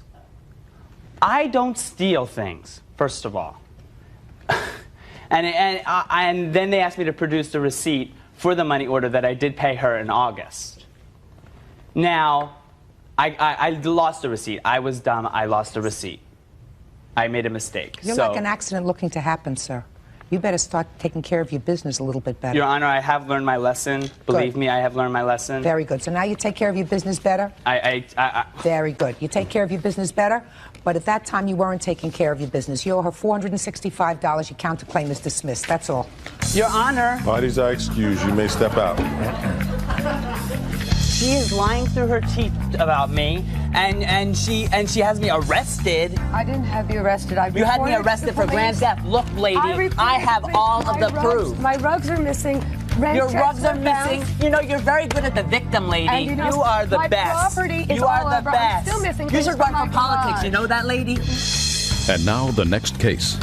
Parties on Doro versus Castro Enriquez. Step forward, please. 16-year-old student Shelley Doro says schoolmate 17-year-old Alma Castro kicked her in the mouth, knocking a tooth out. Alma claims it was self-defense. You're Miss Doro. Yes. This is your mom. Yes. You are Miss Castro? Yes. Who are you? Enriquez. You her mother? No, I'm her aunt. Are you a guardian? Yes. Why don't you two ladies have a seat over here together? Because this really involves your daughter and your niece. Do you girls know that girls fighting is very unattractive? Yeah. No, when I was growing up, girls didn't fight. They wrote nasty notes to each other, but they didn't fight with each other. You go to school together? No, no more. You did? We did. And according to this complaint, Ms. Doro, you were assaulted by the defendant who broke your tooth. Yes. In the front. Yes. Why did you start from the beginning? Had you had trouble with the defendant before? No, we never had trouble before. On March 4th, 97, at Sultana High School, I was approached by her about something that had happened the night before. What had happened the night before? One of her friends and one of my friends had gotten into a fight. Me and my boyfriend broke it up because it was at my boyfriend's house. She was not there. Just a second. I'm going to get to you in a minute. She was not there. I don't know what she was told. Okay, and then so she approached me. She decided that she would take it up with me the next day at school. Oh, okay. So she approached you the next day? Yes. And what did she say to you the next day? That's something, it was over a year ago, so it's really hard to remember. But I know we were arguing, and then all of a sudden she just hit me. Where did she hit you? In the forehead, right here. And as a result, I had a big bump on my forehead. And so I defended myself. So you started to fight with her? Yes. I'm not sure about how long we were fighting, but then the security guards, the proctors, they came up and they broke us up. I was on the ground. I had no way to defend myself. I was sitting on the ground with my legs in front of me, with my hands behind my back. She must have broken away or something, I'm not sure, but all of a sudden I see her boot come flying towards my face. That's when my tooth had gotten knocked out. I had no way to defend myself. Who put you on the ground? 3 of the security guards. And when you say your hands were behind your back, were they handcuffed or were they tied? They were holding my hands. How were they holding your hands? Were they on the ground too? There was there was 2 on the ground holding my hands, and there was 1 holding my shoulders down so I could not get up. And when she hit you in the mouth, that's when your tooth broke? Yes. Judge Judy will continue in a moment. She provoked this incident and then went up to her and kicked her in the face. I didn't go up to her. Well, then you have a very long leg. Closed captioning, sponsored in part by Real Cases, Real People, Judge Judy. Shelley Duro wants Alma Castro to pay her dental bills after kicking her in the mouth, knocking out her tooth. Okay. Your version. Most of what she said was true. You know, when my friend got into a fight, my friend was on the floor, and she kicked her in the head. You mean that was the day before? Yeah. The day before? Yes. What did that have to do with you? That was my friend. And I just went up to her, and I remember what I said. What did you say? I went up to her, and I go, "Why did you do that to my friend?" And I started, we started arguing back and forth. She dropped her books, and she said, "What's up?" like this. And I was looking at her. She's like, "Come over here. What's up? What's up?" like this. So I went over there, and I go, "Why did you hit why did you kick my friend in the head?" She said, "It's none of your business, all right? So you better just this and that and this and this." And I was like, "What?" And then I started arguing with her too, and I started saying, "Don't talk to me like that and this and that." And that's when she said, she went like this, and when she went like this, I got scared and I hit her. Okay, can I say something? No. Just a second. You went like this and you hit her. Yeah. And you hit her in the forehead. Yes. And then you got into this big fight. Yeah, we were fighting. It was crowded. It was real crowded. Okay. But then a security guard came and broke you up. Yeah. Several security guards. Is that right? Yes. And she was on the ground. Yes. And then you kicked her. Yeah, because she was kicking me too. Just a second. You left that out. That you kicked her. She's on the ground. Mm-hmm. And there are security guards there. Yes. You were still angry. Yes. So you kicked her in the face. I don't know where I kicked her at. I was just kicking everywhere. I don't know. It was crowded. It was crowded. There was a lot of people there. All right, just a second. Miss Enriquez, step up here. Does she live with you? Yes. Mm-hmm. Would you step up now next to your daughter? How much were the dental bills in this case? $700 is what we ended up paying out. I've got copies of all the dental charts and the bills, and a letter from the dentist stating that she will most likely have to have this replaced by the time she's 20. My sister was the one that picked her up from school and had put the bill on her MasterCard. I've got all the bills from that. Okay. The amount difference between the bill there and what I'm and what I show is that the finance charge each month. Did you know her from before this incident happened in school? No, I just saw her around school. Did you know who she was? Sort of, kind of. Can I have my witness come up here because she saw the whole thing? Just a second. There is no issue as to what happened. Okay. There's no issue. I'm just trying to get to a little background. You did know who she was? Sort of, yeah. But on that day, you approached her first because you had heard that she did something to a friend of yours. Yes. Right? Yes. So you started it, and you finished it. She's responsible, don't you think, Miss Enriquez? No, I don't think so, because she got hurt too. Just a minute. How did she get hurt? Her back was hurting that day. That's too bad. She started it. She went over. She provoked this incident. And then, Miss Enriquez, when it had been subdued, your niece went up to her and kicked her in the face. I didn't go up to her. Well, then you have a very long leg. How did your leg get to I her don't know. face? It was crowded. You don't know? I It was don't know. crowded. It was crowded. All right.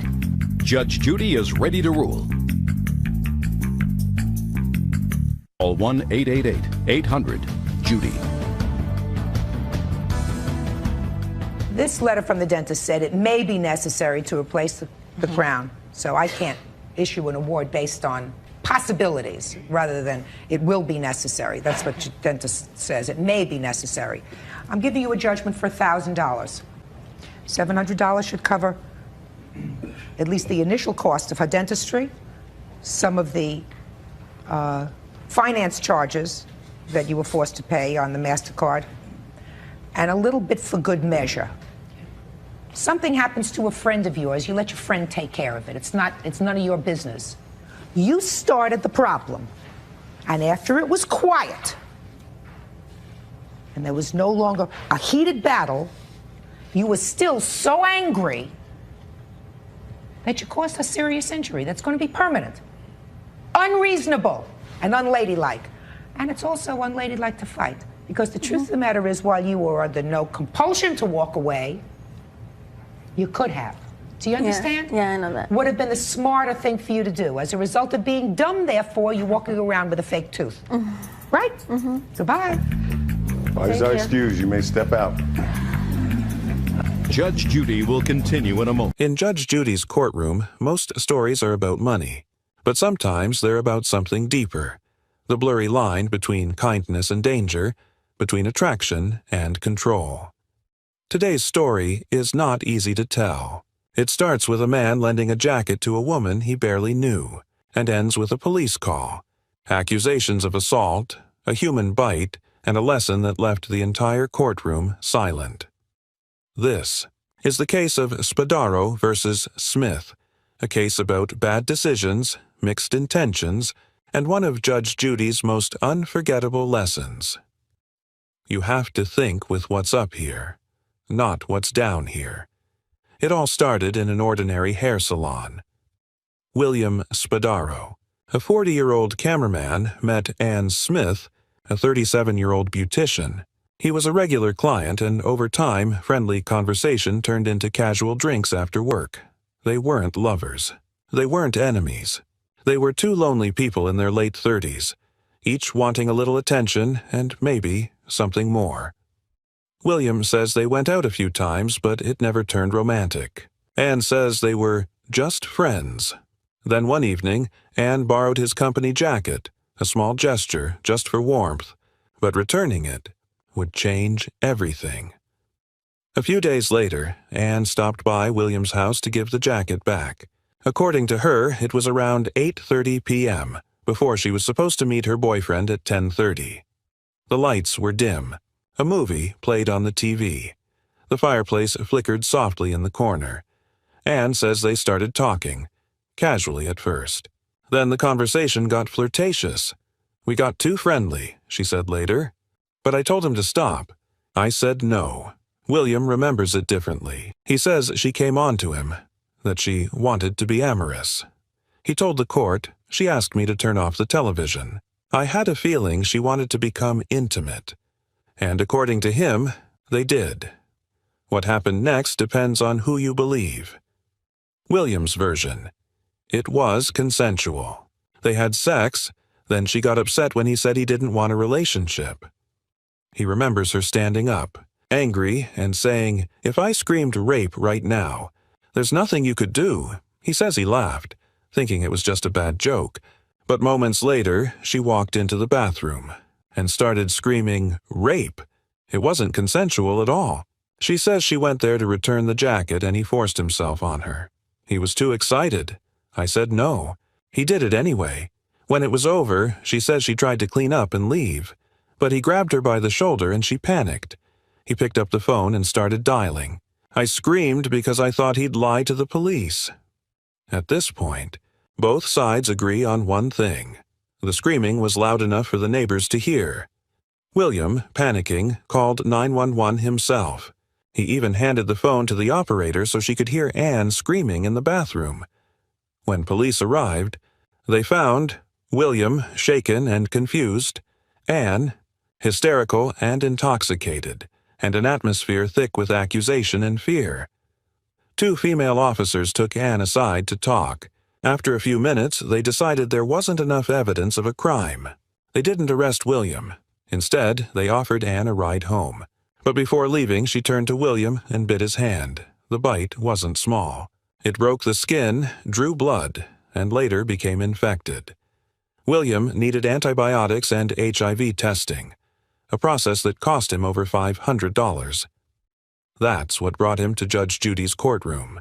He sued Anne for $539 in medical expenses, claiming she attacked him without reason, and countered that she was defending herself, that she bit him because she was terrified. From the very beginning, Judge Judy could tell this wasn't a simple case. She listened quietly at first, then started cutting through the emotional fog with surgical precision. "According to your complaint," she said to William, "you weren't even interested in a relationship with this woman. So, you invite her over, she turns off your TV, and you think that's romantic? You didn't use your brain. You used your hormones." William looked embarrassed. "You almost got arrested because you didn't think," Judy continued. "You should have known better." Then she turned to Anne. "You say you were just returning a jacket," Judy began, "but somehow you ended up in his bedroom. How does that happen?" Anne hesitated. "We were looking at pictures on his wall, talking about work." Judy cut her off. "You were supposed to meet your boyfriend at 10:30, right? You arrived at his house at 8:30. What exactly did you plan to do for 2 hours? Compare hair dryers?" The courtroom laughed, but Judy didn't smile. "Nothing is worse than a woman being forced against her will. But your story doesn't add up." The tone shifted from tense to brutal. Judy fired question after question about times, words, reactions. Anne insisted she said no. William insisted she didn't. Judy leaned forward. "You're telling me you were raped, but you stayed there long enough to start screaming in the bathroom after he called the police. You wanted to leave, and he wanted you to leave. That doesn't sound like kidnapping to me." The courtroom fell silent. It was clear Judy didn't fully believe either of them. After nearly 30 minutes of testimony, Judy sighed. "I'm not here to relive your mistakes," she said. "I'm here to clean up the mess you both made." She looked at William. "You invited trouble into your home. You created a situation that never should have happened. You don't get to walk away pretending you're innocent. You used bad judgment, period." Then to Anne, "And you don't get to bite people. No matter how angry you are, no matter what you think happened, you don't bite." Judge Judy leaned back in her chair, her tone final and cold. "Mr. Spadaro, you're not going to get the full $539 because you were half the problem here. You didn't use your head. You used your ego. But Miss Smith, you did bite him. That's a fact. You caused an injury. You are responsible for that." Her voice softened just slightly. "This isn't about love or lust or lies. It's about adults behaving like children and learning that every action has a price." Judgment for the plaintiff, $200. The gavel struck. Case closed. When the cameras stopped rolling, there were no smiles. No one won. William left the courtroom with $200 and a scar on his hand that would never quite fade. Anne left with nothing, except the reminder that truth, once questioned, never feels whole again. But the biggest lesson wasn't about money. It was about judgment, the kind we make in moments of loneliness, desperation, or pride, the kind that changes everything. Judge Judy's words echoed long after the show aired. You have to think with what's up here, not what's down here. A sharp, almost motherly reminder that adult choices carry adult consequences. William wanted affection. Anne wanted attention. Neither wanted the chaos that followed. Judy often says she believes people's stories only if they make sense. In this case, both stories were full of contradictions, timelines, motives, emotions. Her takeaway: when something is true, it fits. It doesn't need fixing. No matter who was right or wrong, both lacked one thing: respect. For themselves, for each other, for the simple boundaries that keep kindness from turning dangerous. Judge Judy didn't need DNA or lawyers to see it. She could read it in their eyes. Both parties admitted they'd been drinking. Judy's response was simple but brutal. When you mix alcohol with emotion, you're not thinking, you're reacting. And when you react, you create chaos. At its core, Spadaro versus Smith isn't a story about guilt. It's a story about how fast ordinary choices can turn into disaster. A jacket, a glass of wine, a few mixed signals, and suddenly, two people who barely knew each other ended up calling the police, each believing they were the victim. That's what happens when emotion replaces reason, when we stop thinking with clarity and start acting on impulse. In the end, Judge Judy didn't just close a case, she gave a warning. Think with your brain, not your hormones. Be careful who you trust and never put yourself in a situation that depends on luck. Simple, honest, true. $200 changed hands that day, but the real payment came in the form of shame, regret, and a very public lesson on self-respect. Sometimes justice isn't about who wins. It's about who finally learns. Because in Judge Judy's courtroom, the verdict isn't just about money, it's about growing up. In Judge Judy's courtroom, every case has a story. Sometimes it's about money. Sometimes it's about pride. But today, it's about family, and how love can hurt the people we need most. Two 18-year-olds, young, scared, and in love, walk into the courtroom. They aren't suing strangers. They're suing her mother and her mother's boyfriend, not for violence, not for money, but for furniture, the things they left behind after being thrown out of a home. It sounds small, until you realize what's really at stake. Because in this courtroom, it isn't just furniture that's missing. It's trust, respect, and the fragile bond between parents and children. Her name is Mary Jane Eastling, 18 years old, a new mother to a 7-month-old baby girl. Beside her sits Jason Hale, also 18, her boyfriend, her baby's father, and the reason her family is in pieces. They're nervous as Judge Judy looks down at them over her glasses. You're both 18, and you have a child together? Mary nods. Yes, ma'am. And you're suing your mother and her boyfriend? Another nod. For what? Mary whispers, for our things, the things we left behind. Judy leans back in her chair. Let's hear the story.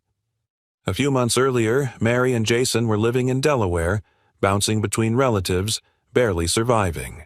Mary's mother, Elizabeth, and her boyfriend, Basilio de Hoyos, reached out with what seemed like an act of kindness. They offered them a place to live, a mobile home owned by Basilio's son in Florida, a new start, a chance to raise their baby and get on their feet. Mary recalls, they told us we could live there, get jobs, pay rent, and stay. And did you? Asks Judy. Mary nods. We did, for a while, but the new start didn't last. Basilio, the stepfather, explains, we told Jason from day one, he had to work. I wasn't going to support another man. I got him a job where I worked. But 2 days later, he called in sick. He sighs. I even sent my son to check on him. The boy wasn't sick. He was getting ready to hang out with his friends. That was the final straw. So I told him, if you won't work, you can't live here. You need to leave. Judge Judy cuts in. So you threw him out? Yes, ma'am. He was 18. I told him it's time to be a man. Basilio pauses, lowering his voice. I even told Mary she could stay. I told her I'd give her $5,000. I'd take care of the baby, if she left him. But she said no. She left with him. Mary looks down at the floor, quietly holding back tears. Jason fidgets beside her. Judge Judy turns to Mary. How much time did you have to leave? Mary answers softly.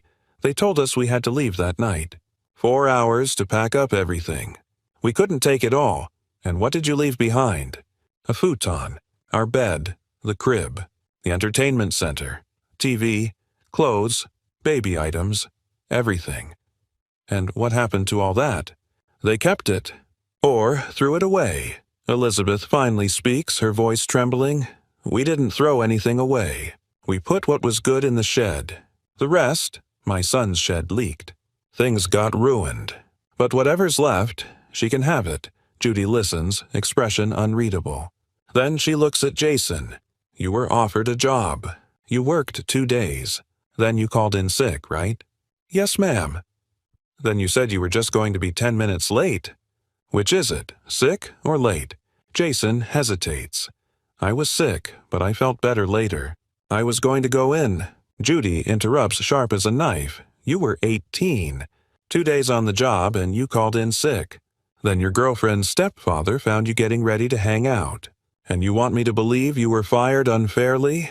Jason tries to defend himself. They always put me down. Called me a bum. I stayed with her through everything. Through the pregnancy, through her family yelling at me. I stayed. Judge Judy's tone changes. Suddenly fierce. You expect a medal for that? You got a girl pregnant at 17, dragged her all over the country, Delaware, Oklahoma, Florida, without a job, without a plan, without responsibility. And now you want a medal. The courtroom goes completely silent. Even Jason lowers his eyes. After a long pause, Judge Judy speaks. They have your things. Whatever wasn't ruined, you can pick up. They're not shipping it to you. You'll make arrangements within 2 weeks. Understood. Mary nods. Yes, ma'am. Good, that's your part. Now, Judy looks at Basilio. You'll make sure the property that's in your possession is available when they come. Everything you still have. Deal? Yes, Your Honor. Judy leans back satisfied. Good, that's done. But she isn't finished yet. Judy looks at Mary and asks softly, Did you bring the baby today? Mary nods. Yes, ma'am. Can I see her? An officer walks out of the back room carrying a tiny baby girl. Chubby cheeks, wide eyes, the picture of innocence. Judge Judy smiles for the first time all day. Oh, she's adorable. Let her grandparents see her. Elizabeth gasps. It's the first time she's seen her granddaughter since the day her daughter left home. Tears fill her eyes as she whispers, She's beautiful. The courtroom, once filled with tension, softens instantly. Even Basilio, the tough stepfather who kicked them out, can't help but smile. Judge Judy turns serious again, but her tone is gentle now. More motherly than judicial. Mary, you're 18. You're beautiful. You're smart. And you're in control of this whole situation. Mary listens quietly. You made some mistakes. That's okay, we all do. But don't shut your parents out. They'll be good for your baby. You need stability. And your baby needs family. Elizabeth wipes away tears. Basilio nods slowly, whispering, If he, Jason, would just prove he can be a man, I'd still help them. I really would. Judge Judy looks at him. I know you would. You're frustrated, but you care. He's not a man yet. He's just a boy trying to act like one. Then, looking back at Mary, don't mistake having a baby for being an adult. You can have a baby at 12. That doesn't make you ready to raise one. The camera focuses on Mary's face. She's crying now, silently. Judge Judy takes a deep breath, her voice softer than ever. You're both still young. Maybe you'll stay together forever. Maybe you won't. But no matter what, your child deserves a safe home and a family who loves her. She glances at Elizabeth. I have a feeling you'll help her, won't you?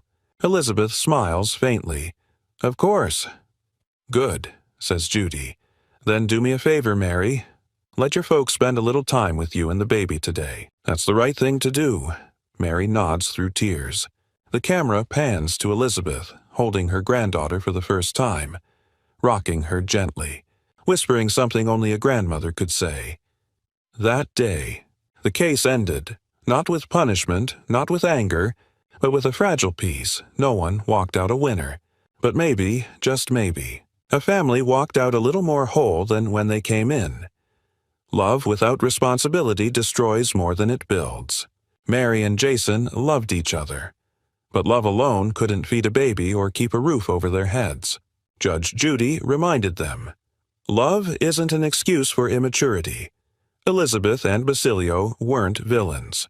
They were parents, doing their best, making hard choices, trying to teach lessons their kids refuse to learn. Sometimes love means saying no. Sometimes it means letting go. Despite everything, the shouting, the tears, the lawsuit, when that baby entered the courtroom, every wall between them fell, because blood, no matter how bruised, still binds.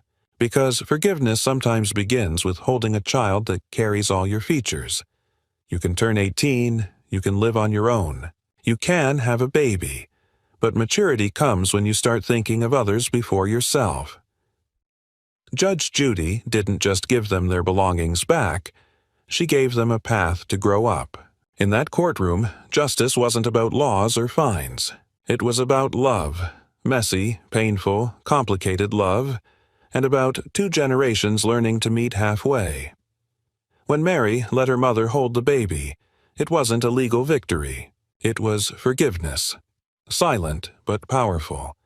And in that moment, Judge Judy smiled, not because she won a case, but because a family found a second chance. You see, she said, she looks a little like you. That's a nice feeling, isn't it? Elizabeth smiled, tears in her eyes. Yes, she whispered. It is. And just like that, the gavel fell. And what began as a lawsuit ended as a lesson about growing up for everyone in that room. Thank you for watching today's story. If this case touched your heart, if it made you think about family, forgiveness, or growing up, please like, subscribe, and share this video. Because sometimes, justice isn't about punishment. It's about understanding.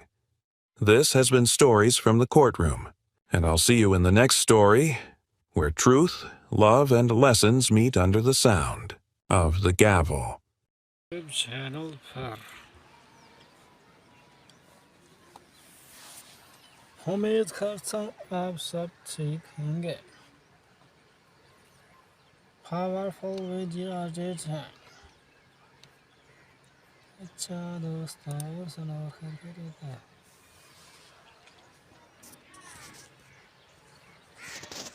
नजर आ रहा है कुछ ना कुछ घबराना नहीं अच्छा installation windows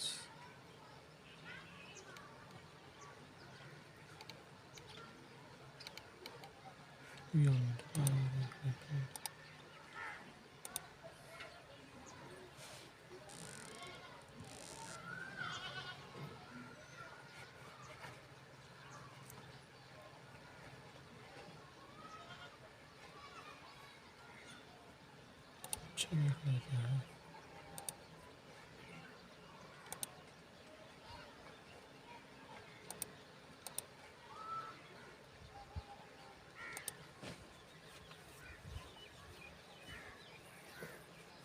अच्छा दोस्तों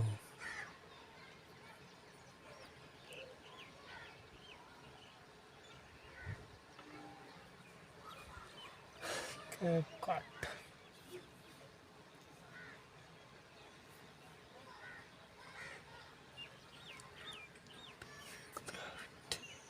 दोस्तों 3 2 done.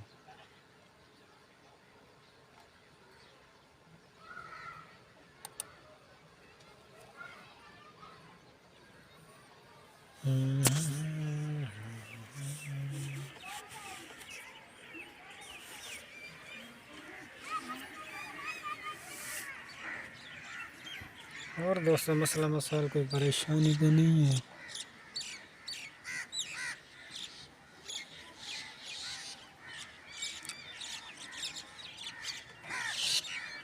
अच्छा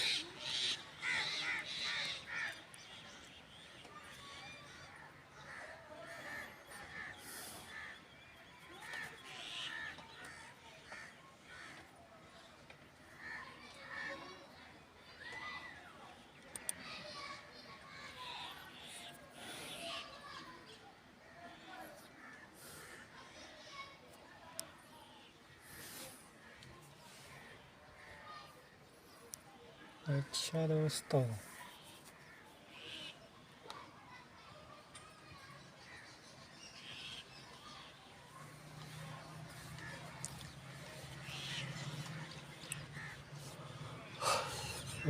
full download.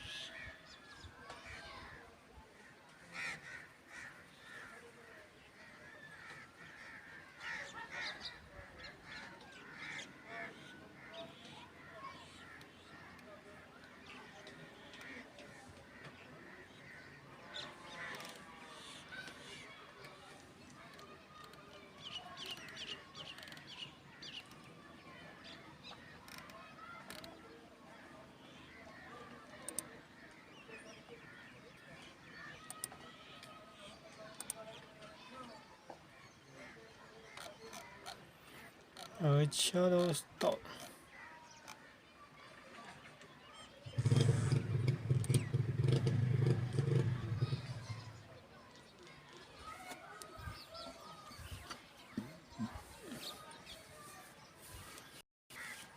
ठीक है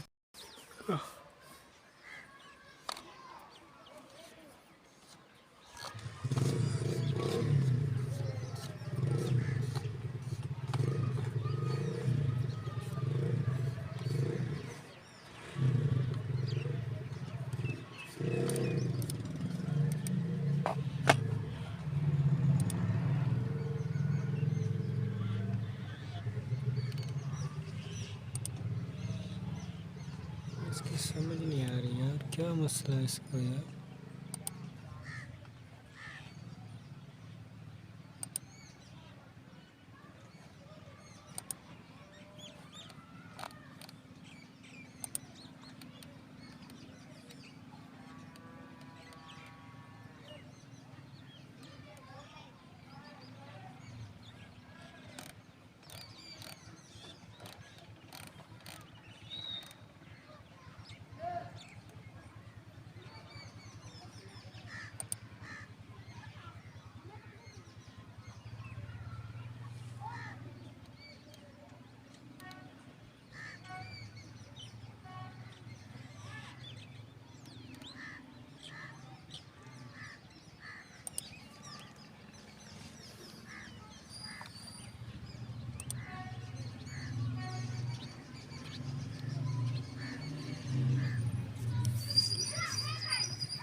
ठीक है दोस्तों ये देखो डाउनलोड हो रही है ये ऑप्शन हो गया डाउनलोड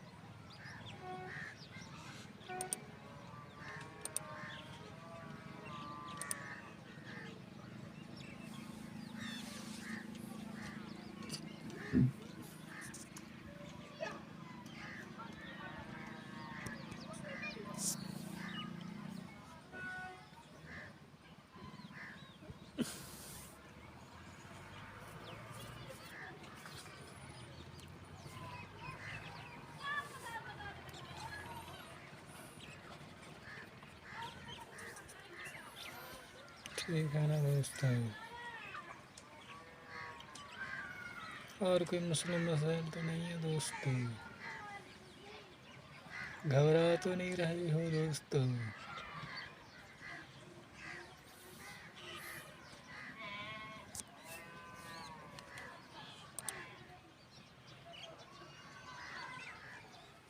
बिजली भी नहीं है दोस्तों। बस कोशिश करें ये चल जाए, बस डाउनलोड हो जाए किसी तरीके से ताकि काम स्टार्ट हो सके।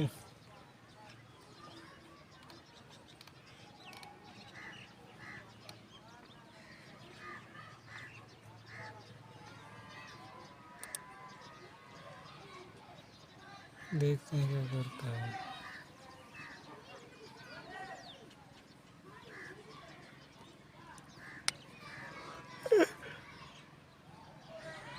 अच्छा यार, क्या पता नहीं बगैर के मैं शूट किया।